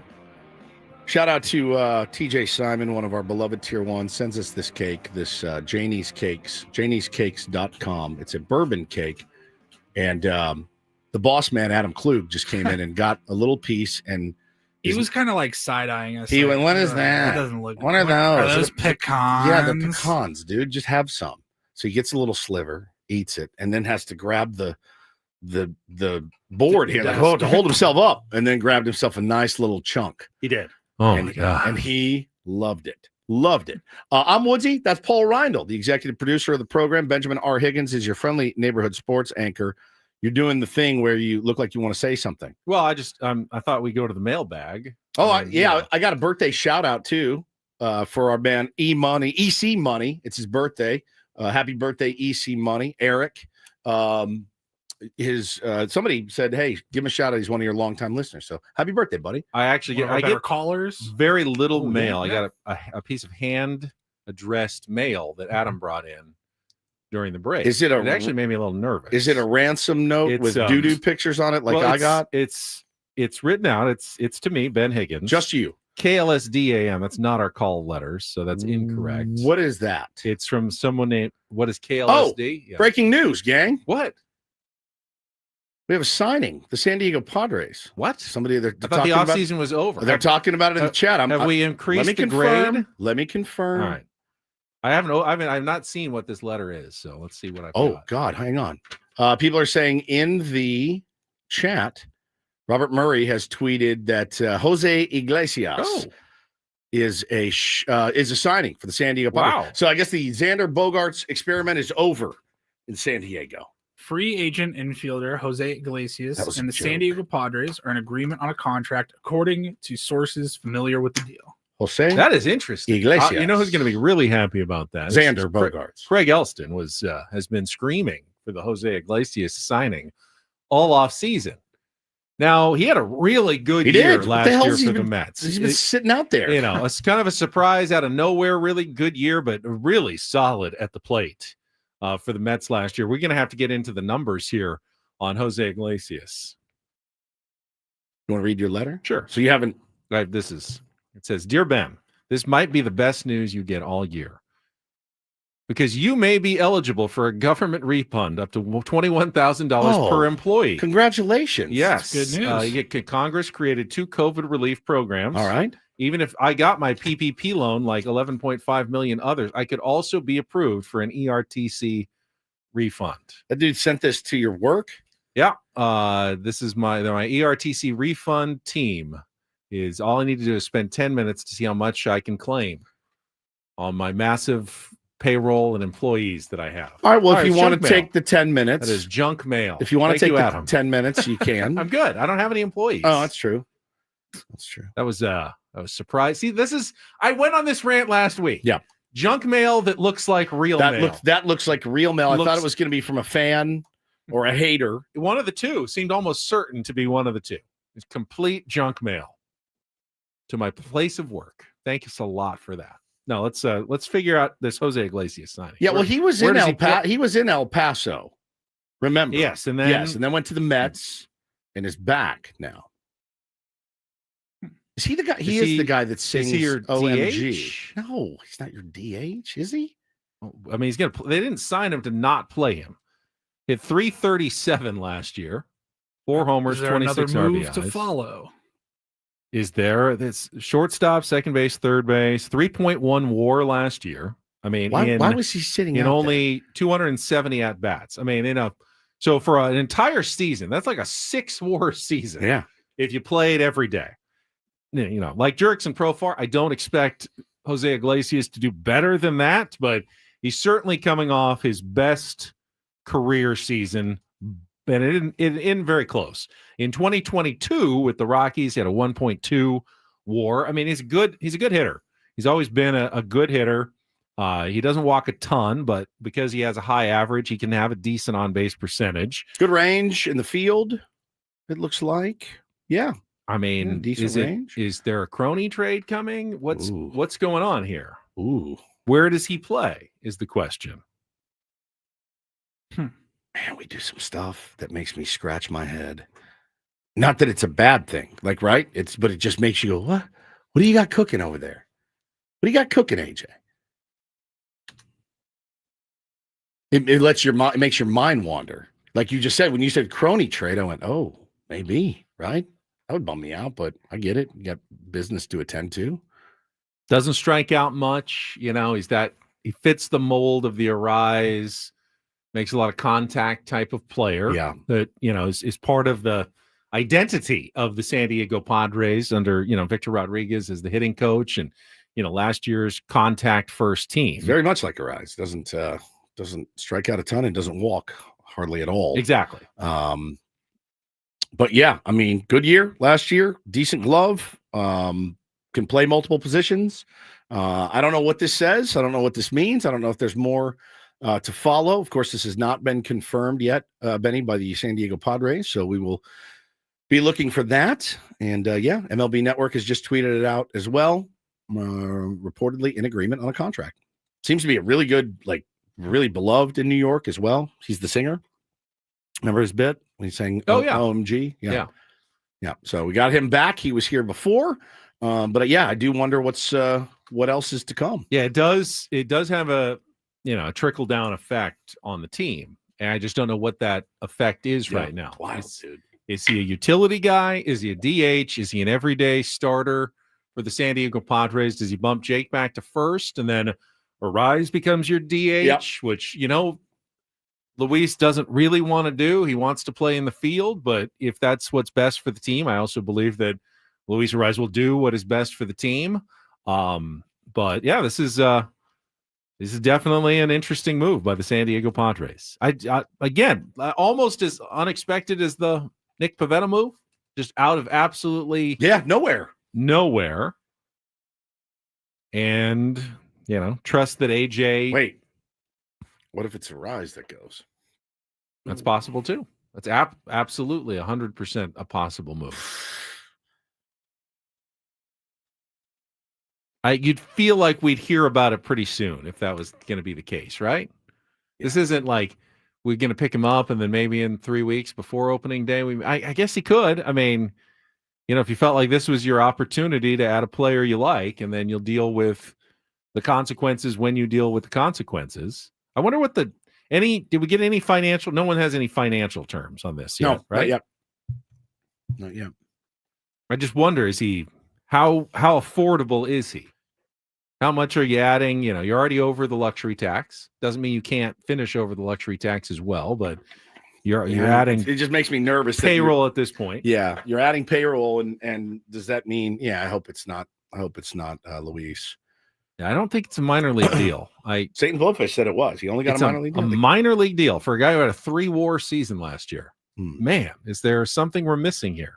James says, to oversimplify, this is like a Solano upgrade. No, the thing is, for me, yeah, I mean, potentially, sure. There's only so many bench spots. It's a minor league deal. Minor league MLB deal. Camp invite, according to John Heyman. Yeah. All right. Interesting. So didn't have to pay him a lot. I'm just surprised there wasn't a team. I mean, if you're willing to take a flyer again on Donovan Solano, right, for a major, how much did he get? He got like $3 million with the Mariners. Sounds right. Jose Iglesias couldn't at least get that from some team out there. It's tough these days, dude. I'm telling you, man. You got guys sitting out there that have been good players in their careers. They're still looking for a job. He's 35. Solano's like 40 or what, 38, 39. Yeah. I mean, you know, he got $3 million. Donovan Solano didn't have a better year than Iglesias, did he? He certainly didn't have a 3-WAR season. That's true. Last year. Interesting. So, all right. Well, I mean, good pickup, I guess. Got a lineup out from the San Diego Padres as well, Benjamin. I would imagine if you're trading Luis Arise, he's probably not leading off for you today. Now that the game is still a couple hours away, and the season's still 3 weeks away. Still 3 weeks away. But you've got Luis Arise DHing, leading off Tatis Jr. and right. This is against the Rockies. This is against the Rockies. Yeah. World Series preview, because I told you every Rockies game is going to be a World Series this year. That's true. You know what I mean? Yeah, you have theoretical World Series, obviously in the same division, but they should play the Rockies like it's their World Series, even in spring training. Set the tone right now. 100%. The most important games you play this year are against the Dodgers. They're against the Rockies. Correct. Jake Cronenworth playing second base. Xander Bogaerts in the cleanup spot playing short. Gurriel is back at first base, Benny. Jason Hayward in left. Elias Diaz behind the dish. Eggy at third. Brandon Lockridge at center. And Michael the King on the mound. Love that dude. So, yeah, that's your lineup for today. 12-10. 12-10 against the Rockies. Okay. Remember, the time changes this weekend, so all these 12-10 starts become 1-10 starts. All right. Next week. I will remember that. Well, we'll continue to digest the Jose. I am stunned that it's a minor league deal. I really am. I thought for sure he was going to get a major league contract for a few million somewhere, 4 or 5 million. This is, to me, a great bargain and signing for the San Diego Padres. Rich on Twitter makes a good point. Preller got this one cleared with Group Dog by pitching Iglesias as part of the concert series at Petco Park. If he could also play Gallagher Square and play second base. All right, quickly, he gets, according to John Heyman, gets $3 million if he makes the majors, plus $1 million in incentives.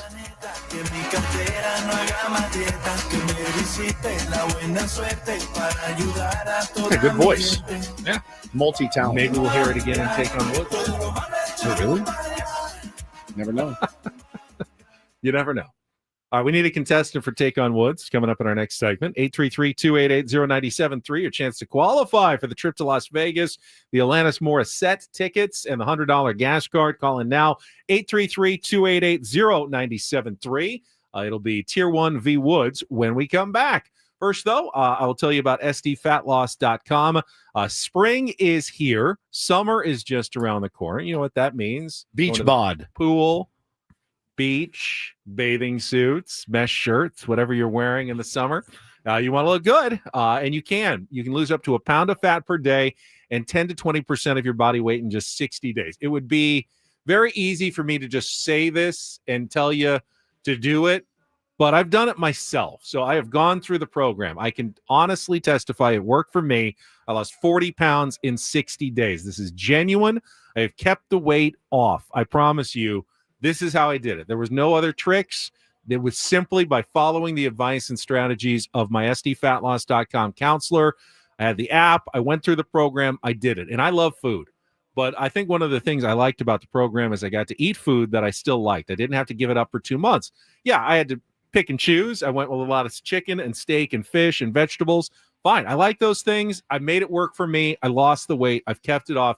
You can do it as well. Set up your free consultation right now for the spring special, and you can get $200 off. If you think the program is right for you, an added incentive to sign up right now. No injections, no exercise necessary either. It's just a safe, fast way to lose weight and keep it off by going to SDFatLoss.com. That's SDFatLoss.com.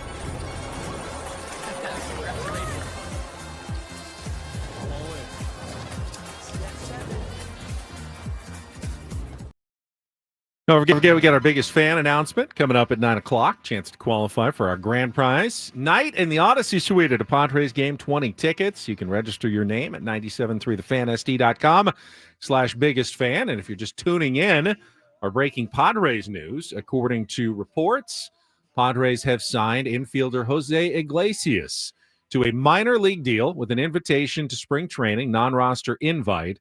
And if he does make the team, reportedly will get $3 million plus $1 million incentives coming off a 3-WAR season in about 270 at-bats last year for the Mets. Hit 340 something, had a really good, he's got a really good contact swing, a good defensive player. I'm surprised he didn't get more major league takers on the free agent market. 35, yeah, he's not a prospect, but you know, he's going to help. He thought he was going to help someone this year. Why didn't the Mets want him back? I don't know. Already spending more on anybody than baseball. Yeah. The highest payroll again, even more than the Dodgers. Yeah. He said. Yeah. Well, it's just crazy. I mean, the Dodgers defer so yeah. much that that is artificially lower than you think it should be. So that's the breaking news. We'll talk more about it coming up. Spring training. Sammy, if he's getting any insight right now, they may not be talking about it, but you know, Sammy's hearing he's got his ways. He's hearing his stuff. He's going to join us coming up at the bottom of the hour. Right now, though, got some contestants on the line. Let's get to today's game of Take on Woods.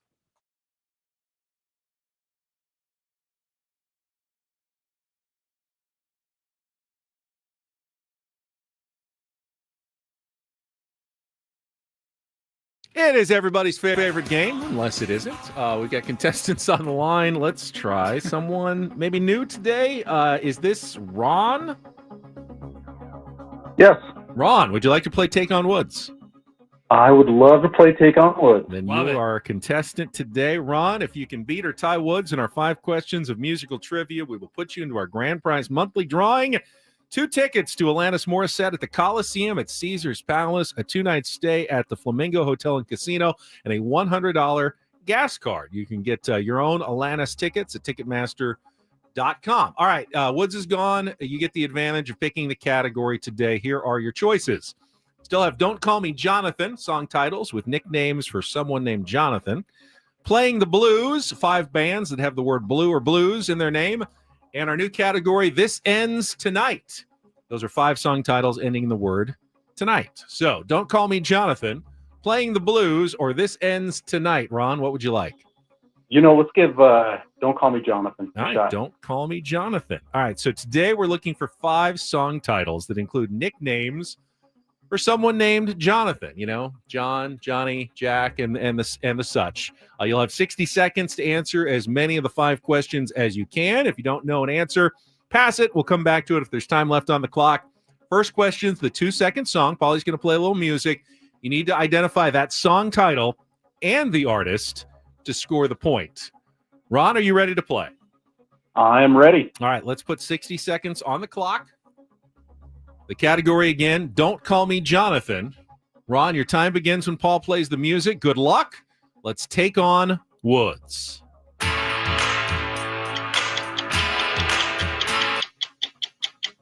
That would be Jack and Diane by John Cougar is what he went by back then. Correct. Chuck Berry wrote and sang which 1958 hit 3 years after Marty McFly played it at the Enchantment Under the Sea dance?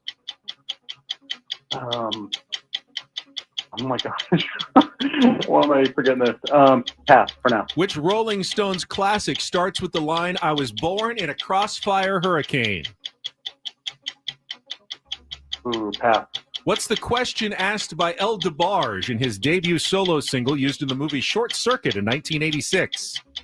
Who's Johnny? Correct. Which 1975 song became the biggest hit for the Ozark Mountain Daredevils? Pass. Chuck Berry wrote and sang which hit in 1958, 3 years Johnny after? Be Good. Correct. Which Rolling Stones classic starts with the line, I was born in a crossfire hurricane? Time is up. That's a score of 3 for Ron. Got Jack and Diane by John Cougar Mellencamp. Johnny Be Good, of course, from Chuck Berry. And you got Who's Johnny? It's Jumpin' Jack Flash is the Rolling Stones, and Jackie Blue is the Ozark Mountain Daredevils, our tough 5th question. So 3 is the score. Is that enough? Hang on the line, Ron. We will see how Woodsy does with the same 5 questions and the same 60 seconds with no knowledge of the category. All right, Woods is ready. Let's reset our time, reset our 2-second song. Woods, your time begins when Paul plays the music. Good luck. Let's take on Ron. Jack and Diane, John Cougar Mellencamp. Correct. Chuck Berry wrote and sang which hit in 1958, 3 years after Marty McFly played it at the Enchantment Under the Sea dance? Johnny Be Good. Correct. Which Rolling Stones classic starts with the line, I was born in a crossfire hurricane? That is Jumpin' Jack Flash. Correct. What's the question asked by El DeBarge in his debut solo single used in the movie Short Circuit in 1986? Who's Johnny? Correct. Which 1975 song became the biggest hit for the Ozark Mountain Daredevils? Who is it?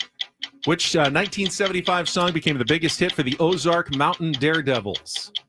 Johnny's Taint. No, it's Jackie Blue, but 4-3 score, Woodsy. You have won today's game. Take on Woods. Don't call me Jackie Blue. I love that song. You do like that. Yeah, I love that song. Who's Ozark Mountain Daredevils. Never even heard of it. Ron, thank you for playing, giving it a shot, but you came up just a little bit short. The category, Don't Call Me Jonathan. Those are nicknames for Jonathan. Jack, Johnny, Jackie. Yeah. All of them in the titles. Sorry about it, Ron. Sucking on a chili dog, sucking on a chili dog, Sucking on a chili dog, sucking on a chili dog. Whole song. Sucking on a chili dog, sucking on a chili dog. Sucking on a chili dog, sucking on a chili dog. Chili dog. Sucking on a chili dog. Sucking on a dog, sucking on a chili dog. Chili. Sucking on a chili dog. Sucking on a dog, sucking on a chili dog. Sucking on.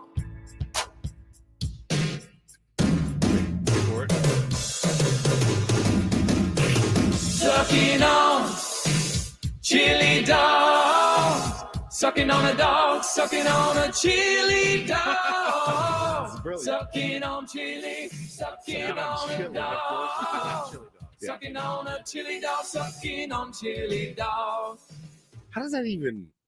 That's How do incredible. you even come up with that think of idea? that. I have It's no idea. unbelievable. It is the distinct. I mean, it's a distinctive line from that song. Yeah. Yeah, it is. It is. All right, Sammy is standing by out in Peoria, Arizona. Padres' new signing of Jose Iglesias and more. That'll be coming up next with Ben and Woods here on San Diego's #1 sports station, 97.3 The Fan.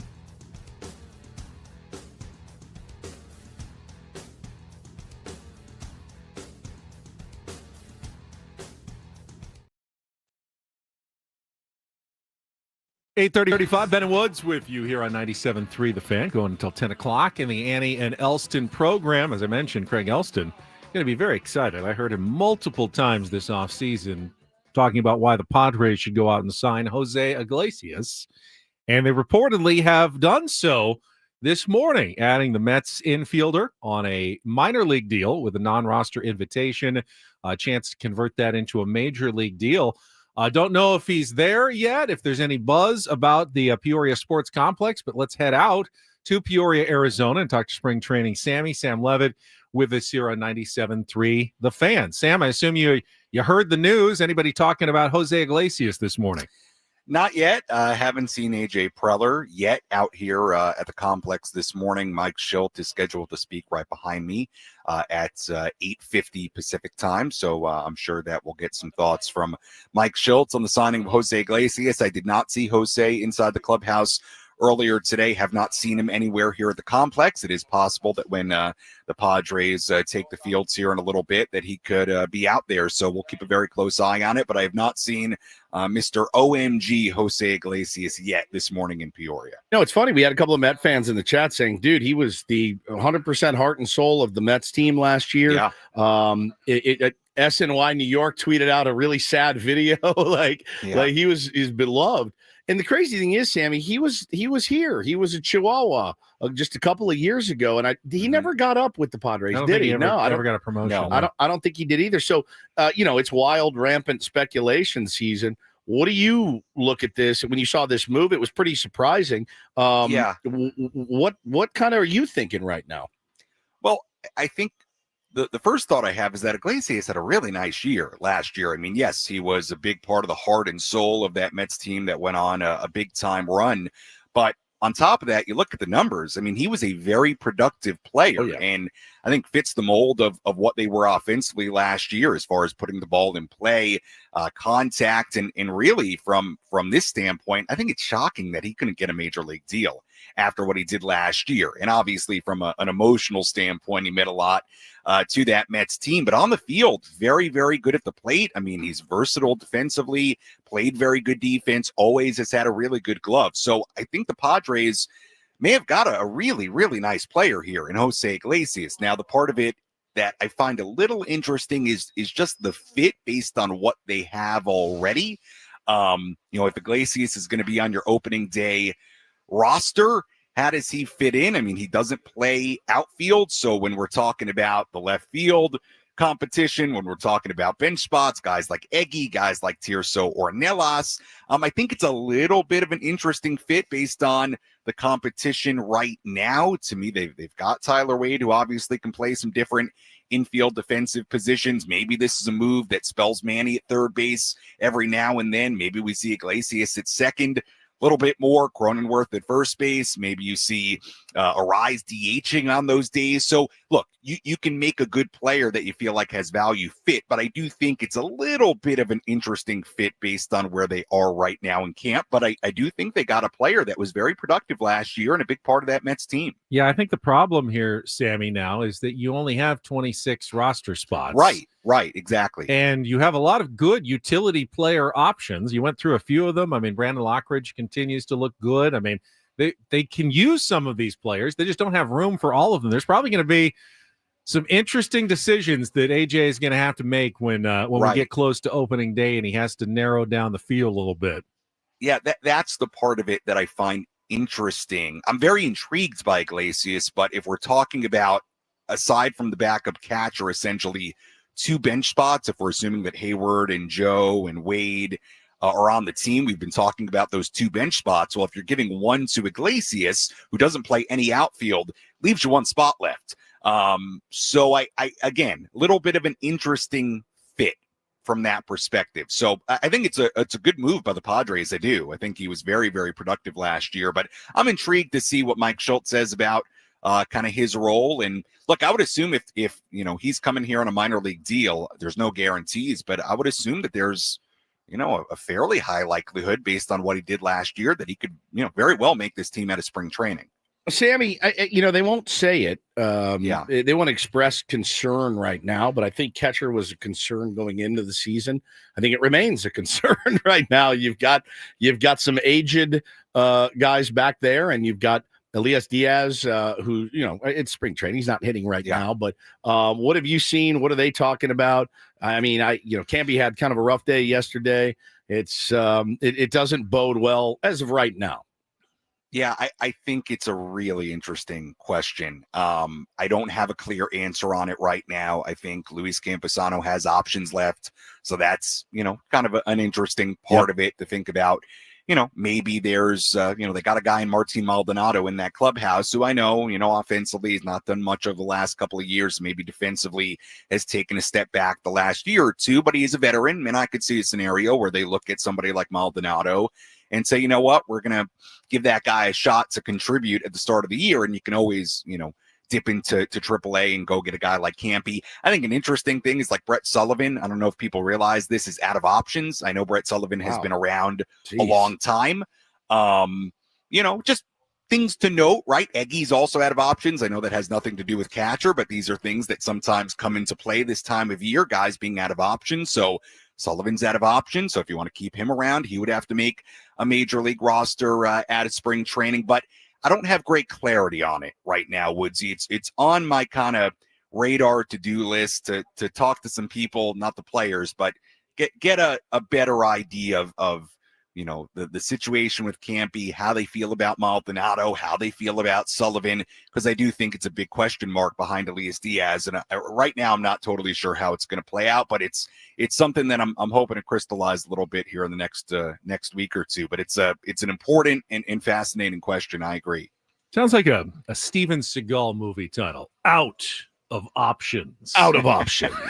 Marked for death.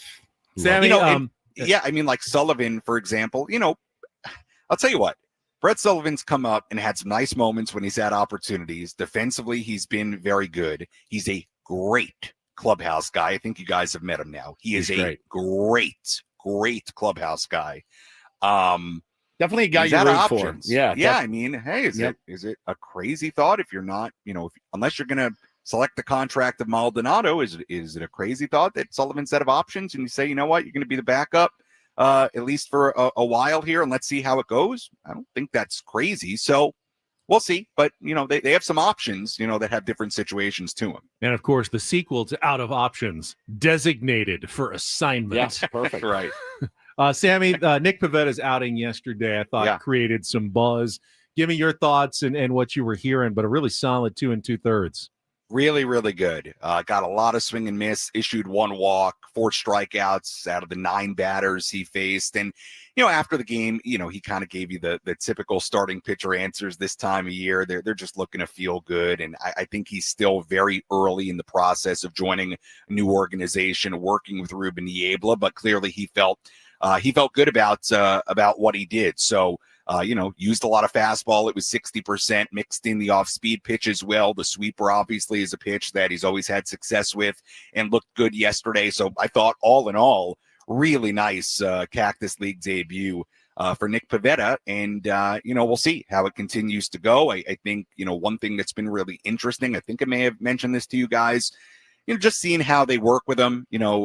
Sometimes bullpen sessions look different than others. And I'll tell you that his last bullpen session before that start yesterday was really intentional, like really working on some stuff with Ruben and grips. And I don't know totally what they were working on exactly, but it just looks different than your typical kind of run of the mill bullpen session. So clearly they got him here for a reason.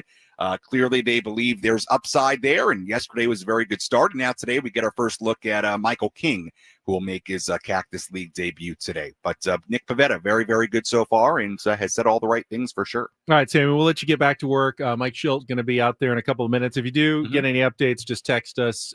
He may not say anything, though, because it's not officially official. You know how he is. Right. He'll head, I ain't heard nothing, some boy. Interesting stuff, but, nothing we can really talk about yet. Yeah. Ben Woods tell you to ask me. Hey, tell him. Hey, Ben Higgins wanted me to ask you about just Ben, not me. Keep me out of it. No. I'll say though, Mike sometimes gives you something on this stuff. Yeah, he does from time to time, even if it's not official. So we'll see. But I will text you if Iglesias is here. If I see Jose Iglesias, Sounds I will let you know. Thank you, buddy. Thanks, Sammy. Okay, see you guys. Spring training, Sam Levitt. We also going to have some more Peoria spring training tickets to give away coming up in our final hour as well, our last week of those giveaways. So stay tuned for your chance to win. I got some more Padres Nick Pivetta thoughts when we get back from a quick check of traffic here on 97.3 The Fan. From the 855 Get Ross Traffic Center, protecting San Diego after accidents or injury, here's Kelly Danick. Traffic is sponsored by Hamul Casino. Crash has cleared on westbound 8 past Greenfield. Seeing just a little residual slowing. And an accident involving a motorcycle on the transition ramp west 52 to the northbound 805 connector. It's over the right shoulder. Hey, players, things are about to get real here in San Diego with the all-new Hamul Casino Resort, where you can play your heart out and enjoy all the perks that come with it. Opening this summer, Hamul Casino Resort, the player's place. I'm Kelly Danick with Ben and Wood, San Diego's #1 sports station, 97.3 The Fan. So as we were talking about Nick Pivetta, Tim in the chat goes, Big D Nick. And it's funny because I was watching Nick Pivetta yesterday, he actually has a lot of Nick Martinez energy on the mound. Remember Nick and his crazy Red Bull powder and, fidgety and, kind of almost looks like he's on something when he's pitching, right? On the dope. Or something stronger, possibly. He's on something. Yeah, I haven't heard that since 1984. He's very wired. Are you on something? And let's just say he's very wired. Yeah, caffeine. Yeah, he looks over caffeinated on the mound. And Nick Pivetta had a very similar demeanor, even in a spring training game. Yeah, he's a competitor. You could see that kind of highly caffeinated look. To or maybe he takes the Jake Peavy route. And applies ointments in certain areas. Could be, but he definitely seems like that kind of guy. The Clemency, PV, Nick Martinez, like a high energy, intense pitcher. Now, when we talked to him, seemed like calm, Canadian, cool, nice Canadian guy. Yeah, but on the mound, it looks like he's got a different personality entirely. Yeah, 100%. I like those guys, man. I mean, I don't like the extent of remember watching Clevenger pitch. You crawl out of your skin. He's just, it's kind of like me in this chair, all day. I'm a fidgety dude, but so it works for some guys. Some guys can go out there and look as cool as can be on the mound. And then the other guys, they need that kind of juice. And he's definitely one of those guys. I mean, he's kind of fidgety, makes you a little bit nervous. He's got that nervous energy, which I can relate to. He can also make the opposing teams, 100% nervous as well. Yeah, he was nasty yesterday. We will definitely, you'll have your moments. He gives up a lot of home runs, and we'll see if Petco Park dampens that a little bit. You'd be surprised. You think Fenway, oh God, home run, great spot, short wall, easy place to hit home runs. The metrics don't totally support that. I think if I'm not mistaken, I remember when we signed him, I went and looked at the numbers. If I'm not mistaken, he gave up more home runs on the road. He did at Fenway Park. Yeah. Fenway is weird. Like to a certain pitcher, who gives up a lot of high fly balls to right-handers, yeah, you can get over the wall. But a guy who gives up, fly balls to deep center, great. Fenway's perfect with that triangle way out there. Yeah, very tough to hit home runs to get one out in spots at Fenway Park. So I don't know, if Petco Park is going to be a huge benefit or not. Might be. I mean, it does tend to, at least in the past, has helped fly ball pitchers, but nowhere near as much as it did when it first opened. Yeah. One thing that's very clear is that as downtown San Diego has changed with more skyscrapers and buildings, it's changed the way that Petco Park is played. Now, they changed the dimensions and everything, but it's clearly different, like wind patterns and everything in effect. It's become a more fair park for hitters than it was when it was first few years that it was opened. It was an extreme pitcher's park. Last few years, not so much. It's been a much more balanced park. It's never going to be the best hitter's park in the world with the marine layer and cool Aprils and Mays, but it's a much better hitter's park than it used to be. Remember last year, everybody else was hitting home runs at Petco Park but us. That's true. It was like why can't we get one? Weird. Man, I feel like Manny lost 5 or 6 up there. I feel like Xander lost a couple up there too, and other teams would come in and they're just yakking balls out of Petco. It was really odd. Same weather, same marine layer, same day, same inning. It was just crazy. Going back to the catcher situation for the Padres, I think what concerns me, someone's going to end up winning the job, the least worst option, as it were. That's what concerns you, that somebody is going to get the job. Well, no, one of these guys is going to be our catcher. I'm pretty nervous about it. There's no more free agents on the market. You could make a trade, but I don't see a lot of trade options out there either. And not a lot of teams. Yeah, hell yeah, take our starting catcher, or take our take our really good backup catcher. I mean, at some point, you got the what dregs of the league might be willing to make a trade, but that won't be for a couple of months. And I'd like to think that between 4 options, Campy, Sullivan, Diaz, and Maldonado, someone could be okay. I mean, that's my greatest hope, is that one of 4 guys can be okay. Well, I'm going to choose to continue to believe in the Padres catcher voodoo that's happened here the last few years. You've caught some lightning in a bottle with Gary Sanchez. Alfaro had his moments, and of course Kyle Higashioka last year setting a career high in home runs. I mean, I look, until it changes, I got that's all I can roll with. I got to roll with the fact that some catchers have come in here and figured some things out. I don't think it's going to be Martin Maldonado, Ben. I don't. But I do think Elias Diaz and Campusano could be a decent 1-2 punch. Meanwhile, Ethan Salas continues to put together professional-looking at-bats. Yeah. Slinging the ball, on throws to second, catching good games. He's way too young to be the Padres' everyday starting catcher. He just is, but honestly, he looks like the best option at this point. He does. Wow. Okay. I mean, I get it. These guys are getting ready for a season. They don't have to look like they're in midseason form on March 5th. It's okay to not hit right away. Some guys, they hit like gangbusters the first 2 months of March, and then they go in a month-and-a-half long slump to start the season. It really doesn't mean anything. It is spring. I just wish there was some sort of sign that I felt good about Padres behind the plate right now, and I haven't seen it yet. Yeah, I haven't either. Other than him, like you said, other than Ethan Salas, has really been the only catching highlight that you've seen in the offseason or in spring training so far. But again, it's spring training. But yeah, I there's a couple guys on here. Look, I don't know that Brett Sullivan makes the roster, right? Just because he's out of options. I don't know that that's the best move. But I feel, I guess, okay with Elias Diaz and Campusano going into the season. I'm fine with that. Absolutely fine with it. Goose says, maybe we get Austin Nola back. He already signed with the Rockies. He's a Rocky? Yeah. Are you sure? A Rocky? Yep. Oh, he's minor league deal, I think. But yeah, he signed book it. Signed with the Rockies this offseason. All right. You wait and you see. MVP season coming. No, just against us. Oh, yeah. MVP caliber. If he even makes the team. Just against us. I'm telling you, there's not options. I need money. Says the nastiest changeup I've ever seen was Austin Nola trying to throw out a base runner. Yeah, he turned it over, pulled the string on him real good, dude. Did he ever get one? I'm trying to remember. I'm racking my brain to see if he ever actually got one. How those guys fooled. Man. By those guys, he means his own infield. That's right. Austin Nola. That's a good line. His a really good line. Last big league season with the Padres had 146 with 1 homer and 8 RBI. Is that when he got hit in the face or something? Blind. He was blind in one eye. I think that was the year before, wasn't it? God. It was lean. It's been lean. That might have been 2021. Yeah. Catching position it's lean. It's that thing. You want your kids to become a big leaguer someday, you make him a catcher. 100%. You want your kids to have lifelong knee problems and back problems and injuries, make him a catcher. Well, it's tough because they'll make every team they ever try out for. Correct. A good catcher. Correct. Every single team, from little league to high school and then on to college. Yep. Like you Austin will make Hedges the team. Still has a well-paying job. $5 million a year or something. Yeah. I mean, he can't hit. He's as good a hitter as you are. Like he's just making $5 million a year, and he's winning championships. And it's just, it is so. They so earn their true. money though. They do. They do. God, they do, man. I mean, they're sitting there. It's 100-mile-an-hour fastballs. It's tipped fouls. It's knuckleballs. It's all of it, bro. Just go. You know what? Spend a day.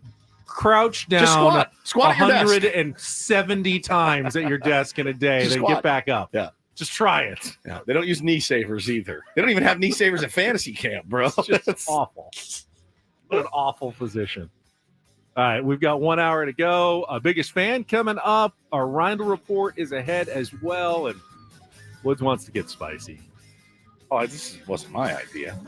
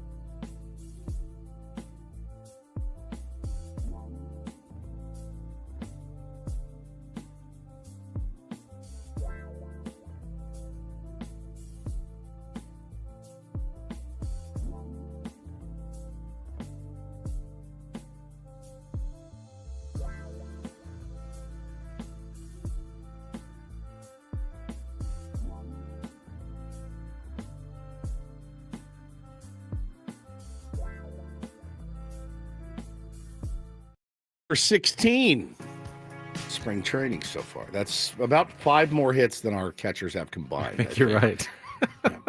That's good. Cool. Could we get Yachty to unretire? Somebody says in the chat. If anybody could, it might be Shildt. It could be Shildt. Hey, come on now. Hi, cuz. Come on. Old Shildt needs you.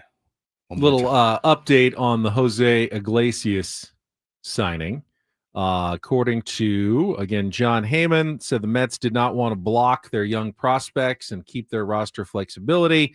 Mr. OMG will have good opportunity for playing time with the Padres, and confirmed also in the UT, where Kevin Acee writes that Iglesias will be in Major League camp, could make $3 million if he's on the roster as reported. He said the Padres did not seem to have a dire need for depth in the infield, but they could have additional need if Eggy Rosario ends up playing significant time in left field. So if they're looking at Eggy being out there a good chunk of the time, then they might need more of a backup for Manny and Arise and Cronenworth in the infield, that Jose Iglesias could fill that need for the San Diego Padres. So if he makes the squad, what's the bench looking like? I mean, you'll have Iglesias, Hayward, Joe, Tyler Wade. You already have too many people, I think. I think you're right. Especially if Eggy's on the team. And Eggy, catcher. Backup catcher. Yeah, cool. Somebody's heart's palpitating this morning. Yeah, I'd say so. I didn't That's a good realize. player, So yeah, his own. I thought his OMG song was just kind of a Mets thing. No, it was the #1 Billboard Latin digital song on iTunes last July. So that's a Met thing though, right? You don't. It's his song. Well, it's his walk-up music. His walk-up song? I assume he's bringing it with the him. Mets. I think it goes with him. I think it comes with him. You just bring the entire bit along with it. Like if I move to Wichita, I just take on Woods and don't do this. I think so. Okay. I mean, like if Edwin Diaz gets traded, he takes Timmy Trumpet with him. But didn't Jose sing this song, right? It's his song. So I just thought he was singing someone else's song. I didn't realize he's the original artist of this song. Yeah. Pretty Aaron cool. reminds me, Nola did throw out Mookie in the 2002 NLDS Game 2. You got to be a real turd to get thrown out by Austin Nola. Way more Austin Nola talk than I was expecting this morning. Shockingly. I mean, you start to lament when your catchers are not playing well. You start to lament what you had. Who knows? Maybe Austin Nola will be our biggest fan here. It is time to make the announcement. I doubt it. After this Austin Nola talk today. It's possible, though. If you hear your name called right now, you'll have 10 minutes to call us back at 833-288-0973. And we're pretty strict about the 10 minutes. I saw yesterday's biggest fan called us back, but it wasn't until 34 minutes later. Yeah, it was like 9:34. Sorry about that. Sorry if you're listening, yesterday. It's got to be within the next 10 minutes. So if you know this person, shoot him a text. Yep. If you do, call back and then get chosen for the grand prize. You will win a night in our Odyssey Suite at a Padres game this season. 20 tickets for you and your friends. You can register your name at 973thefan.sd.com/biggest fan. Listen now at 1 o'clock and 5:30 weekdays for the names. But this name, first name of the day, Angela Cortell from Chula Vista. Angela Cortell, you are now on the clock. 10 minutes to call us at 833-288-0973. Good luck. Good luck to you. Why are you smiling? I'm not. You're smiling. So, Ben. kinks. Everybody. This was a homework assignment. Yeah, sent this out yesterday. I don't know. Jordan, our tier 1 in North Carolina, said, I'd like to see you guys take this test. And you may remember, you have that clip, Paulie, from back in the day. Well, yesterday we had my colleague Jermaine sent us bedroom turn-ons. What is this, like the 9 o'clock? He was listening. Yeah, appreciated the shout-out. Perv hour? Apparently. And then Jordan sends this, and you were like, all right, we'll take the test. Yeah, we'll take the test. I like tests and things like that. Stern's been doing his pervert test and psychopath test and all his tests. I said, well, it's good enough for him. It's good enough for us. Jordan sent one over. It's a BDSM test. Find out kind of what you like. And it's funny, like I took the test, Paulie took the test. Nobody cares what our results are. We Why? There's only one person. There's only one person that he wanted to take this. We did it to make you not feel like you're on an island. Right? I mean, I think everybody contains multitudes, right? Right. I mean, you have theories about, you've had many theories about it before. You've mentioned on the air, some in private. A theory so much. Not theories, that there's a Well, it shouldn't be weird. I mean, like he's like a submissive. You've seen that, right? In like what? Like S&M, that, you know, in that subculture, you have like a dominant and a submissive, and there are people who like to be ordered around or bossed around when it comes to their, you know, play fantasies. That's a real thing. That's a it's not even, that's like a healthy, sometimes psychological way you can It's my favorite moment. separate. It oftentimes, like, powerful people, like CEOs, will enjoy, Oh my God. like, not having control for a while in their life. Note to self: stop talking. I mean, I don't have personal experience. Stop That talking. was what I was- Stop I talking. He just was there. He was there with Stop talking. He was there with a shovel, and I was like, "You don't have to keep digging." He's like, "No, I got it. I'm just gonna. The hole's just not big." Where was the inner voice going? Just stop talking, Ben. Just stop talking. And I just sat and stared at you.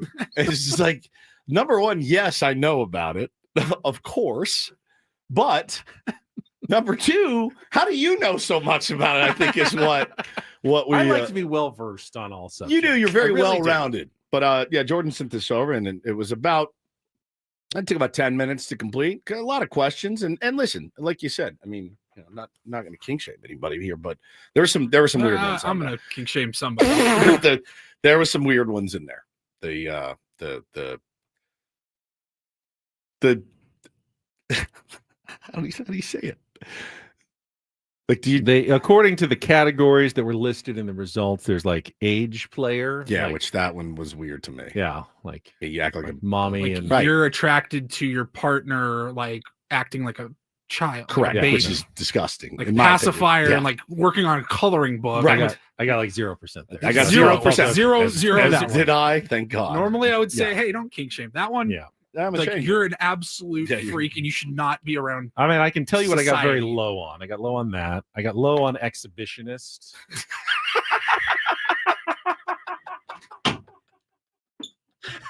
Very low score. Okay. I got Even low, with your new beach bod? even with my new beach bod. Yeah, You wanna show it off? I got low on sadist. Not a sadist. I That's disagree. good. I don't believe you. I disagree very I tried to much. be fairly honest. I do not believe you. Go ahead. Tried to be fairly honest. Let's see. I got, where's the results? There's something here I don't know what they mean. Like what? Well, what's a rope buddy?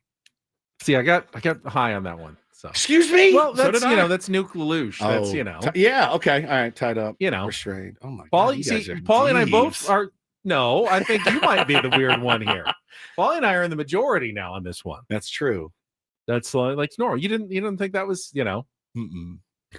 Mm-mm. titillating scene? No. The scene, yeah.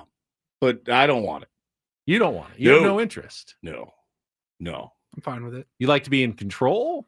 My highest was a switch. I can go either way. I can It's always good to be Do either. flexible. Yeah. Flexibility is always important. I have a very high score in voyeur. So did I. Which is why I didn't totally understand how that works. When I hear that, I feel like, did they think I'm like going around the neighborhood, like looking in windows or something? Like, I don't feel like that. No, I is- think it's like you like performing where others can see. or the other No, way. no. It's you're watching other people. Yeah, watching others. I think that one to me, and I was like middle of the road there. If you feel like other people want you to be watching, Yeah. then I don't have a Sure. problem watching. I'm Absolutely. not prudish, so it's like, oh, okay. Yeah, but I you're not mean, peeping around. No, Right. I'm not. I don't want to, I don't want to make people uncomfortable. But if they, What was your highest? it was rope money actually. Yeah. What? That's what Rope that's what bunny. it was. that was Yesterday the we talked category. about Bad Bunny. Today we're talking about Rope Ben bunny. as a rope bunny. God. I'm sure nobody will Photoshop Ben doing As a rope anything bunny. weird. What else? Let's see. I had a little bit like yours with a switch. Vanilla actually scored very high for me as well. Like 78% vanilla. Vanilla? Thank you, Jordan, for sending this over. It's always good to get to know yourself a little bit more. It's true. It's I don't know true. how accurate these psychological They're tests pretty are. accurate. Extremely accurate. Very accurate. I don't like to think so, as I'm the only person I've ever known that failed one of those when I first got hired at Channel 10. wasn't these kind of questions, but yeah. I scored very low on Primal, the Hunter. Hunter? Yeah. And Which Prey, is yeah. good. And Pet, I scored very low on that as well. Also, that one. Daddy, Mommy. Weird. Yeah. Yeah, I was very low on that. Let's see if the missus will take this. I made Megan take it. Did you? When she found out about your highest ranking, what were her thoughts? She said, "Oh, good for you. Good for you. That's it. Get it out of your head, right?" So I told her, I was like, no. Like, I don't mind the ropes right. or the whatever. She's like, don't even ask, because I wouldn't. The other, I know she would be like claustrophobic or like not okay with that. A lot of the questions were definitely geared like people who want to make other people uncomfortable. Correct. Which is not me, but I thought maybe would be you, because you like to make me uncomfortable. That's all true. the time. Yeah. So I was wondering if very low. If you had, no, that's making yourself uncomfortable. Oh, is it? Sadist is the sadist is low. uncomfortable. Well, 32. Degrader. 70% degrader. Not degradee. You're into that. I was 62% degradee. Okay, so both. So I'm like, because you're kind of a switch. Yeah. As you said. Yeah. Like you criticize, degrade, make fun of. no, God, no. No, I'm a praiser. You just said you're a degrader. Well, this ranked high doesn't mean I actually get to practice it. You know what I'm saying? This is uncomfortable. It's your idea. Ultimately, people are complicated. Talking about complicated animals. Talking about my birth father that passed away yesterday was more comfortable than this. Just so you know. This segment of Ben and Woods is brought to you by Robert Half. I'm sure they're thrilled by that. 9 out of 10 hiring managers are having difficulty hiring. I have no idea why. Robert Half is there to help. They're recruiting professionals, utilizing award-winning AI to connect businesses with highly skilled talent. At Robert Half, they know talent. Visit roberthalf.com/talent today. That's what you get for your money around these parts. They're like, cut. Oh, man, that's good. That is good. Jordan, thanks for that. I guess. Yeah. I know more. Oh, my God. Oh, no. I know more about my coworkers than I wanted to. Oh. Put your pants back on. All right, we will give away some Padres spring training tickets when we come back. Paulie's got a Reindl report as well, including one of the craziest innings of baseball. And not spring training. This was from a real college game that you will ever see. All coming up after a check of traffic here on 97.3 The Fan. First, though, Woodsy and I want to make sure that everybody out there, if you are, if you're in your 30s, your 40s, you may not be thinking about what happens when you pass away. And hopefully you don't have to think about it for a long time, but you still should have a plan in place just in case. Because if you don't have a plan in place, then the state decides what happens to all of your stuff. Yeah. Even maybe your kids, children. yeah, when you do die. So go to trustandwill.com and follow a very simple process to gain that peace of mind. And that's exactly what it is. That's what it boils down to. It's peace of mind. It's something that everybody needs to do. And once you get it done, you don't have to think about it again. That's what I love, right? I don't have to continuously think about it. It's done. And, you go to trustandwill.com. You use the code San Diego when you check out. It's all one word, San Diego. You'll get 10% off. And you'll get free shipping of your estate plan documents. You take those documents, you throw them in the drawer, and you forget about it, right? Because nobody wants to think about that continuously. So, again, very simple to do. We did it. Go to trustandwill.com. Use code San Diego at checkout to get 10% off. It's trustandwill.com.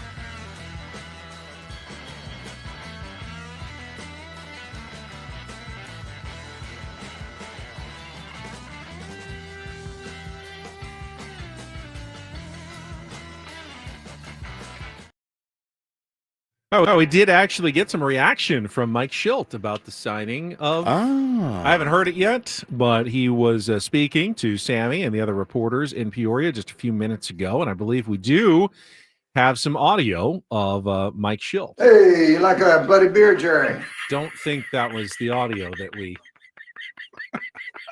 had. It's a clip from the movie Jerry Maguire. I know you get confused sometimes, Woods. You telling me that's not Mike Shildt? Do it again. Hey, you like a bloody beer, Jerry? No, thanks. Beer and tomato Beer and juice. tomato juice. I don't do contracts, but my word, stronger than oak.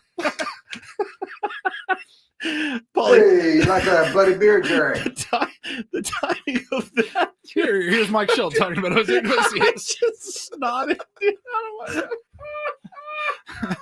I mean, I see where you're coming from. He's a little breezier than Mike Shildt. But It's yeah. a little breezy, but Shildt was pretty breezy out in spring That's true. training. He can be a little breezy. All right, let's get to the Let's real. try it That again. was All right, here's Mike elite. Shildt on Jose Iglesias. Excited to have him. You know, he's on board, and Okay. it's here later tonight.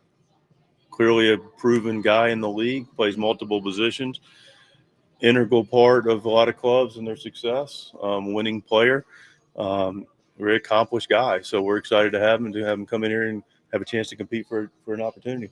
I mean, you can always use guys with the qualities that you just mentioned, but it wouldn't seem like you had a glaring need there. But maybe Eggy is going to spend more time in the outfield. Is that a possibility? It's all on the table. I mean, you know, listen, you know, we got a competitive camp. You know, we add to it with Iglesias. It does. I mean, Eggy's already moved around the field, second, third, left field. You know, I played short last year a little bit.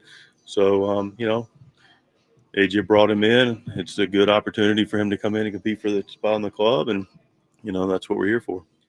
All right. All right. I mean, you know, didn't open or close any doors there with the opportunities for Jose Iglesias. Sure. Yeah. Which is what you'd expect at this point. I mean, it's a good ad. Like it's a good ad. It's absolutely a good addition. Here's how I view it, though. There's clearly had to be a couple of teams where Jose Iglesias had options, right? I would think so. And he's not going to sign somewhere unless he feels like he's probably going to make the team. He doesn't want to go to the minors. Of course. He wants to get his major league contract. So at least from Jose Iglesias' perspective, based on, I'm sure, conversations with AJ Preller, he feels like he's probably got a pretty good chance to make this team, right? Or you go sign somewhere else. You don't go to the team where you go, yeah, it's going to be a really tough battle, though. I mean, we got a lot of different options. And, yeah, we'll put you in the mix. But I would say that you'd at least be given the inside track to earn a job on the team if you're going to be signing a minor league deal. Why wouldn't you go somewhere where you at least had an inside track to make the club? Well, who were the guys that did this last year? You know, the Padres added guys like that, too. I think Elias Diaz was one when he was being courted before the Padres signed him. He had a couple of different offers, and he wanted to go to the San Diego Padres because he thought he could get playing time and be on a winner. And I think if Jose Iglesias, who originally wanted to go back to the Mets, if they didn't want him, you know, he wasn't just going to go to the Marlins or the Rockies or whatever that may want a semi-big name that had a pretty good half season last year, Ben, just to go out and play baseball. But he had the opportunity to sign with a team that he thought could win. And this is clearly something that the Padres are taking advantage of, that they have built in recent years, that they have become a destination where veterans are willing to take a chance on to make the team because they feel like, okay, competitive team, can make the playoffs, good environment. Clearly, he's a guy who loves a good environment because you see the videos from, you know, the Mets last year. He thrives, you know, in an atmosphere like Petco Park provides. Goes back to our conversation from earlier about the fans at Petco Park, the atmosphere. That's a tangible benefit to the San Diego Padres that actually makes them a more attractive destination. It's not just about nice weather anymore and retiring in San Diego. It's a good destination for real ball players who are still trying to win baseball games and want to win a championship. And that's a good sign for the Padres. No question. The guys like Jose Iglesias, that Jason Hayward. Yeah, we talked to Jay Hay about that. Would pick the San Diego Padres over the other options that they have. We do have one more clip from old Shildt. Yeah. not Jerry Maguire, actually Shildt, and he was asked what he saw from Iglesias last season when he was playing with the Mets. I think he can play second, short, and third very well. So that's a, benefit of what we know coming in. This guy's a proven defender, regardless where you put him. Did you run into him at all in 2023 when he was in the order? I did not. No, I did not get the chance to come across him. But I've competed against him in Cincinnati and primarily, and seeing him across the field last year in New York and Colorado. So there's familiarity there and respect there. What did you make of what he was able to do last season? Quite a bit. Just watching them. We played them late in the season. Clearly the club played very well towards the end, like we did, and talking to some people that observed that club and was in around that area, he was a huge part of that team's success relative to his performance on the field, knowing how to play, but also just the way he went about it and his competitive spirit. All right, what if Jose Iglesias plays like he did last year, makes the team, hitting well over 300, making contact, and should be in the lineup every day, right? That's a possibility. That would be good news for the Padres. They just signed a 330 hitter. You want him to play as much as possible. What happens to Xander Bogaerts? No idea. I mean, because you can once, like Ha-Seong Kim last year, you make the argument, you now have a better defensive option at shortstop possibly than Xander Bogaerts. Do you push him back to second again? Is he going to be happy about that? You've spent all offseason assuring him he is going to play shortstop. Do you really have no other recourse now that Xander has to be your shortstop after the way you've handled the situation? And I'm not saying that that's the wrong thing, but it's possible you might have a better shortstop on your hands again. He handled it like a pro the first time, even though you could very, very clearly see that he was not too happy about it. Nor would I be showing up day one. By the way, switching positions. Oh, cool. Maybe you guys give me the heads up. I could have worked my tail off at it this offseason. Like, Mookie Betts has played shortstop before, but they told him, you're going to be the shortstop next year. So he worked his tail off at it. So we'll see how he does. But I don't think you can do that again. I don't think you can do it again I don't either. think you can say really in 2 weeks, we're loving Jose Iglesias, what he's looking like at the plate and in the field. Xander, we're making him our shortstop, and we need you to move to second or first or wherever. Well, I don't think you can do that again to Xander. Again, if you're going to hit, you will play. You have to. You have to roll your best hitters out there. And if he's one of your best hitters, then you have to get him out there. You have to figure out a way to get him in the lineup. Slide Jake back over to first. Slide Jake to first. DHs, Rise DH. Iglesias to second. Yeah, you could. You could. And have some flexibility. And again, at 35 years old, is he a better shortstop than Xander Bogaerts? Maybe.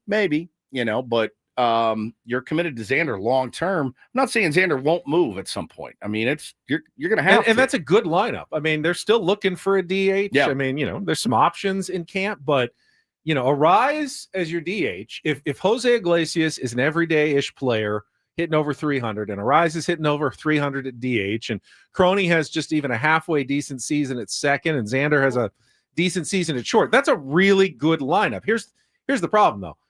I mean, or Xander's at second or wherever, and Crony's at first. Now you have two guys in Arise and Xander, veterans. Neither of them are where they want to be. And you've kind of jerked both of them around, all off season and now in spring training. He's on a 1-year deal. You know what I'm saying? Like, he's on a 1-year deal. He's playing for his next contract, whether it's here or somewhere else. And Xander Bogaerts is not. He's not on a 1-year deal. But the thing is what it does, it helps lengthen the lineup a little bit, Benny. It does. It helps lengthen the lineup. You can add a guy like that.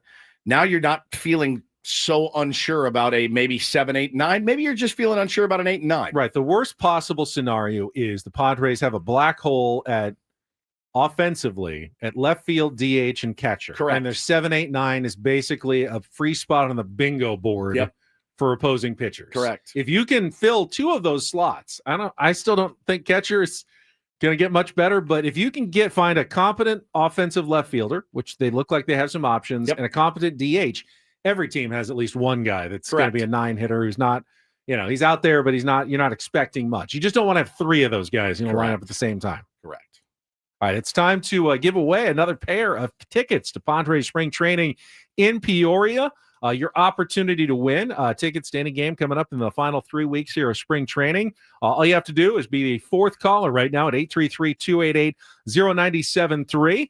Call in 833-288-0973 and win not only tickets to the game at the Peoria Sports Complex, but you'll also qualify for our grand prize, 4 tickets to the Padres Guardians game at Petco Park on April 2nd. If you're heading out to Arizona, you can get your spring training tickets now by going to PeoriaBaseball.com.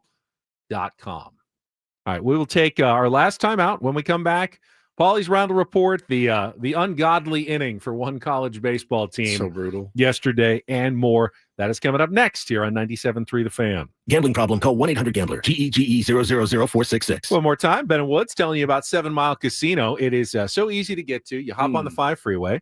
You go south from downtown to Chula Vista. You get off in 7 miles. You stay on the right side there on the bay side of the freeway. Yep. And you're pulling into the parking lot about a quarter of a mile later.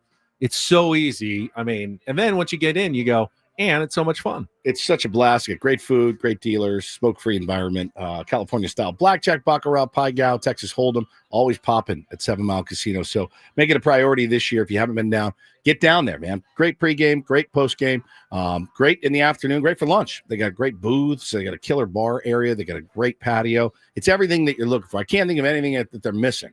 I'm still intrigued by the baccarat tables. Oh, as am I. You had to totally get into that game, but they're kind of raised, kind of in the.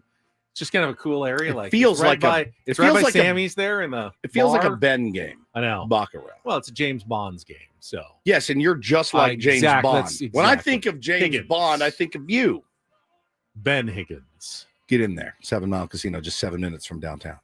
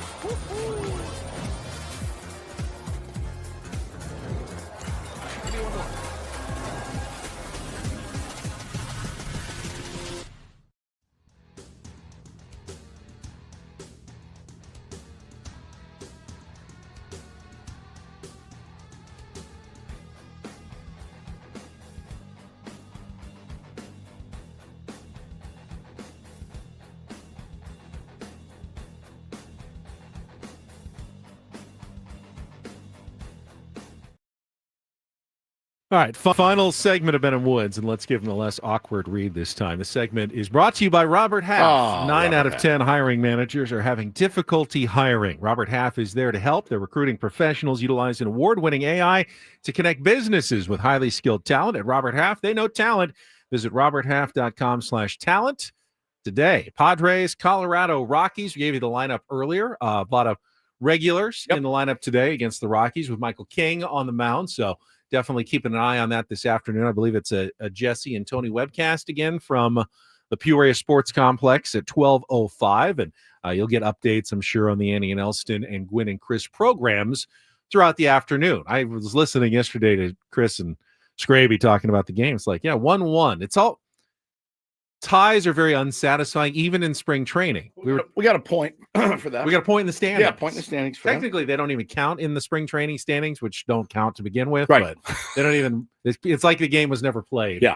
When it finishes in a tie. I'm not saying they should play extra innings. They really shouldn't. It would be dumb to play extra innings in spring training. But yeah, I mean, you went to a game for 2.5 hours and you sat there, even if it doesn't mean anything. You really want someone to win. Yeah, they do it in adult league, and it's maddening. Ties are maddening. It's that it is that argument we had earlier this week about soccer. A 0-0 tie can be a well played game. Can be 0-0 is also fine. 0-0 draw. 0-0 draw is also on the fine. pitch. Nothing. You don't want to say nothing. In the pit on the pitch. On the pitch. Yeah. But it's hard, I think, for especially sports fans in this country to just grasp the idea that was a completely satisfying experience. That you went to cheer on your team and nobody scored and nobody won. Yeah.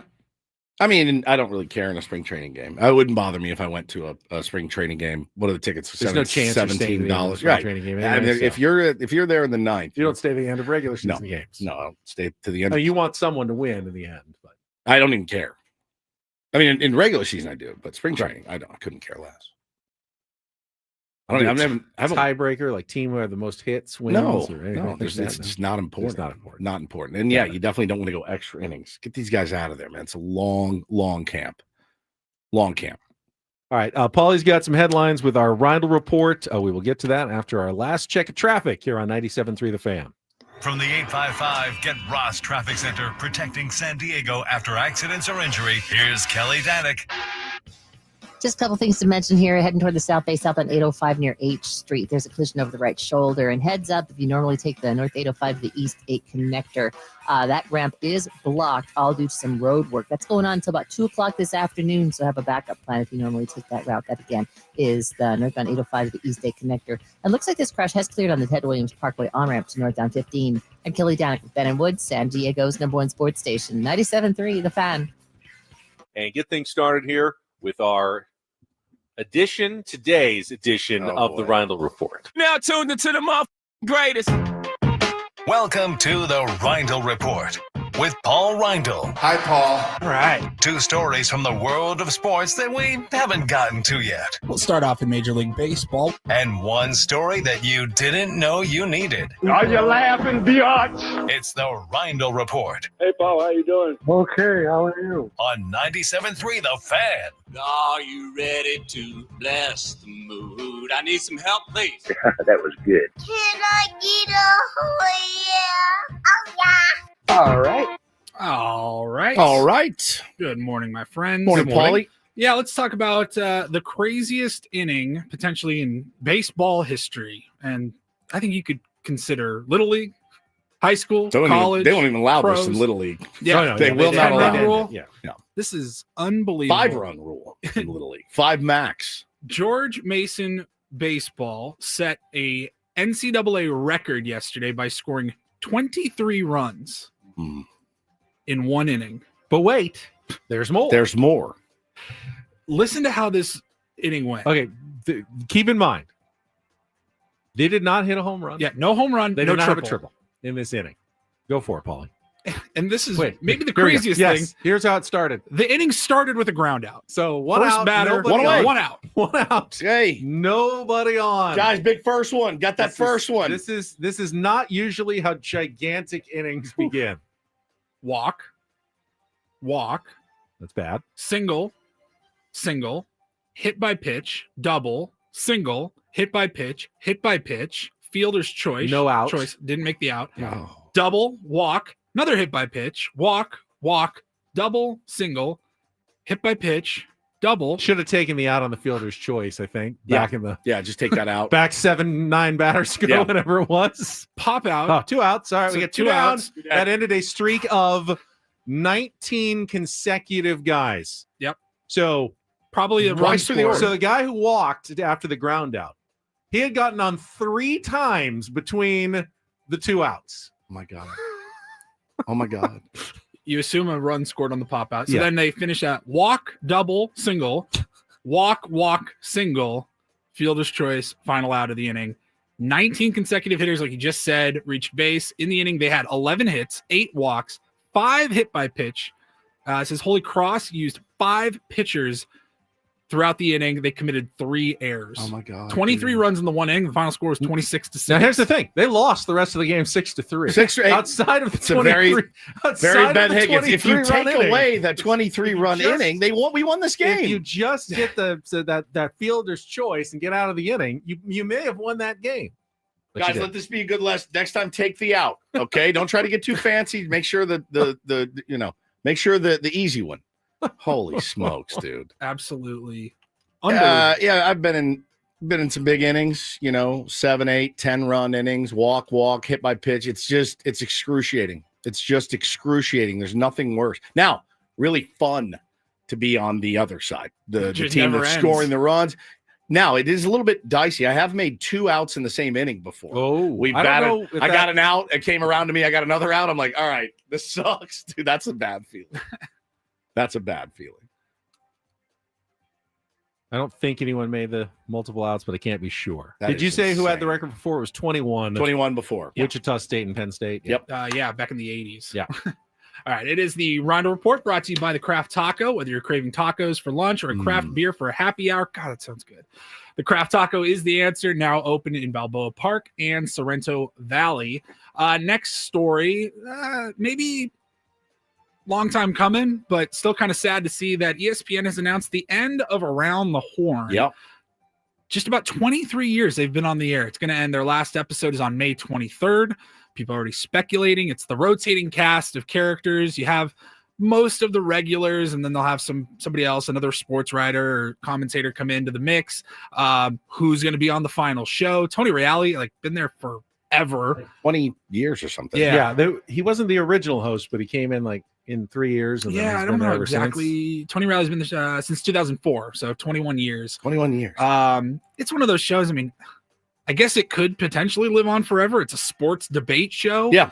But it's also probably run its course with But a you lot can't of play. people. You can't rerun it because No, you can't. It is topical. It's got to be the day of. I don't know, man. It's kind of bummed me out. I always remember getting home from school, the 2:00 hour was That's Around it, the buddy. Horn, Yep. followed by PTI. That's that it. was just what you did. Legends, including J.A. Adonde, Tim Kalishaw, Bob Ryan, Kevin Blackstone, Woody Page, Bill Plaschke, the crew. Yeah.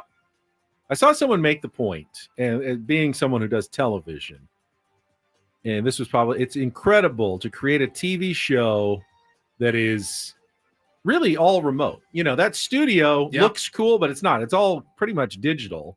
He's just standing there, mostly in a green screen with a podium, and there's just guys on, TV monitors. Yeah.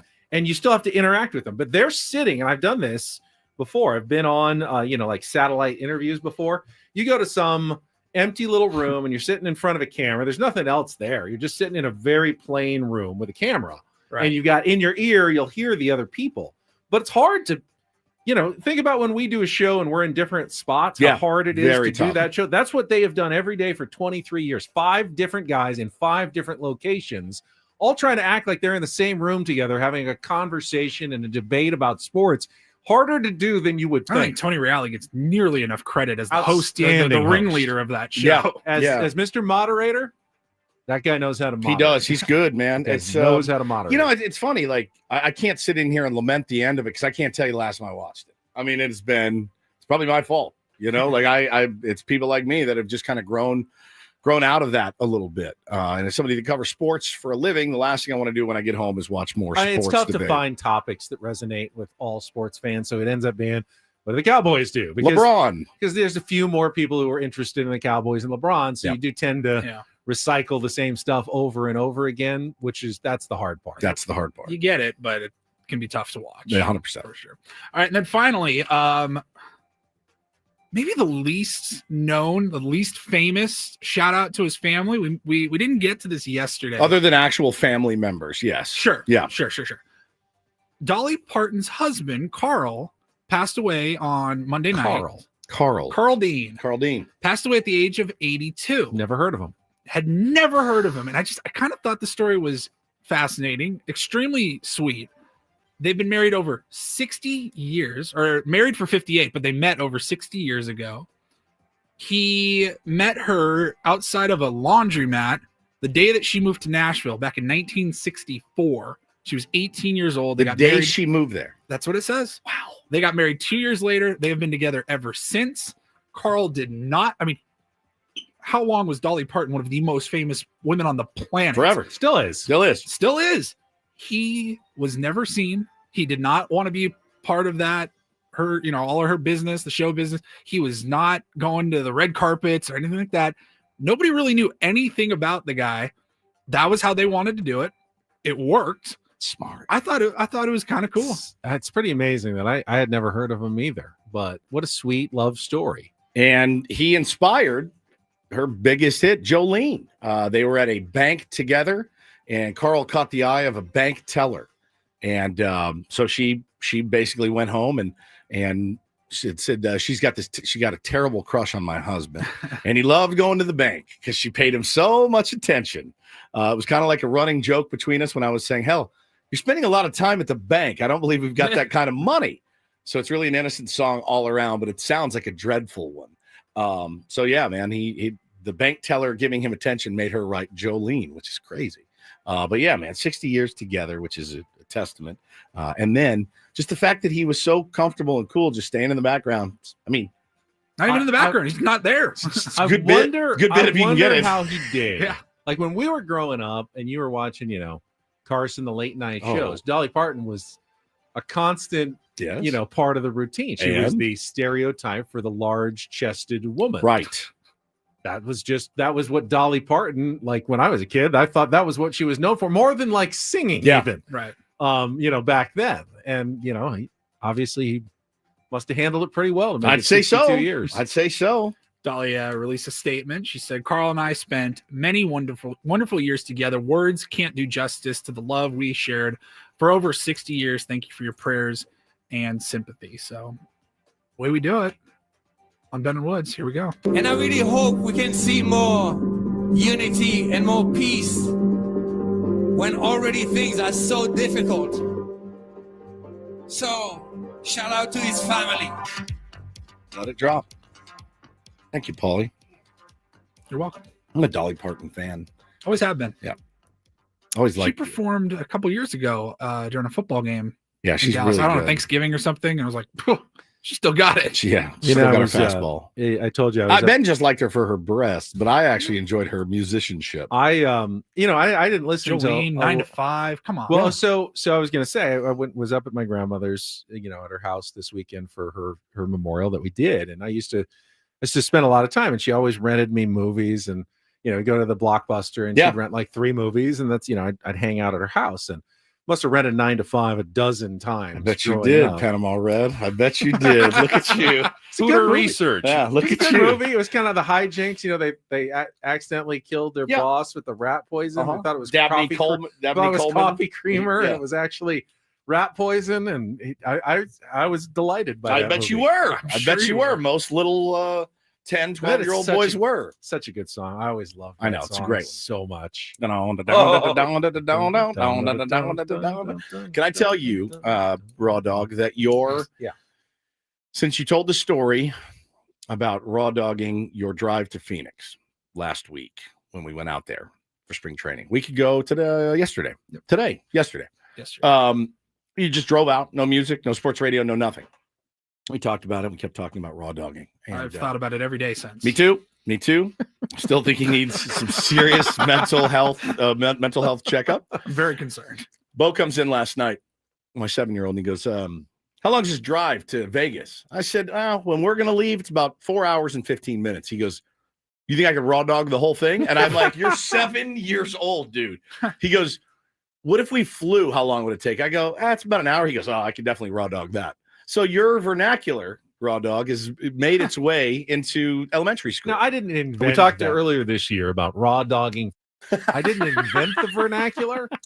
You've popularized it. Yes. It's been that's a social media, term for, on flights. So now he's all excited to like challenge himself and start raw dogging flights and raw dogging road trips. I mean, if he can, it's an impressive feat of discipline. No, it would scare me. I would put him into therapy. Like raw dogging. He's 7.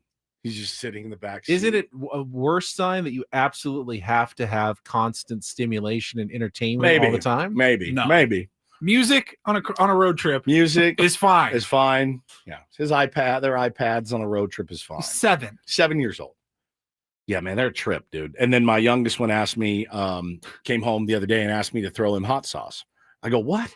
Hot sauce. He goes, Dad, you throw me hot sauce. Hot sauce. I go, what are you talking about, dude? And he goes, hot sauce. Like, you throw me the ball, I hit it. I'm like, oh, soft toss. I go, okay, yes, I'd be happy to throw you soft toss. I would love to. It's my dream, you coming to me.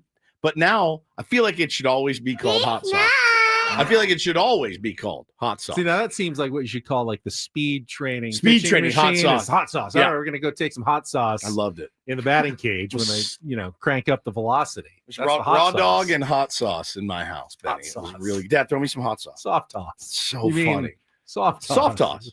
Oh, dude. I love both your kids, but Taylor kills me. He's on. Last night we were watching Vegas Vacation because we're going to Vegas, and it ended. And he goes, no. I went to change the channel. He goes, no. I want to watch Nunapean Vacation. I go, what? He goes, Nunapean Vacation.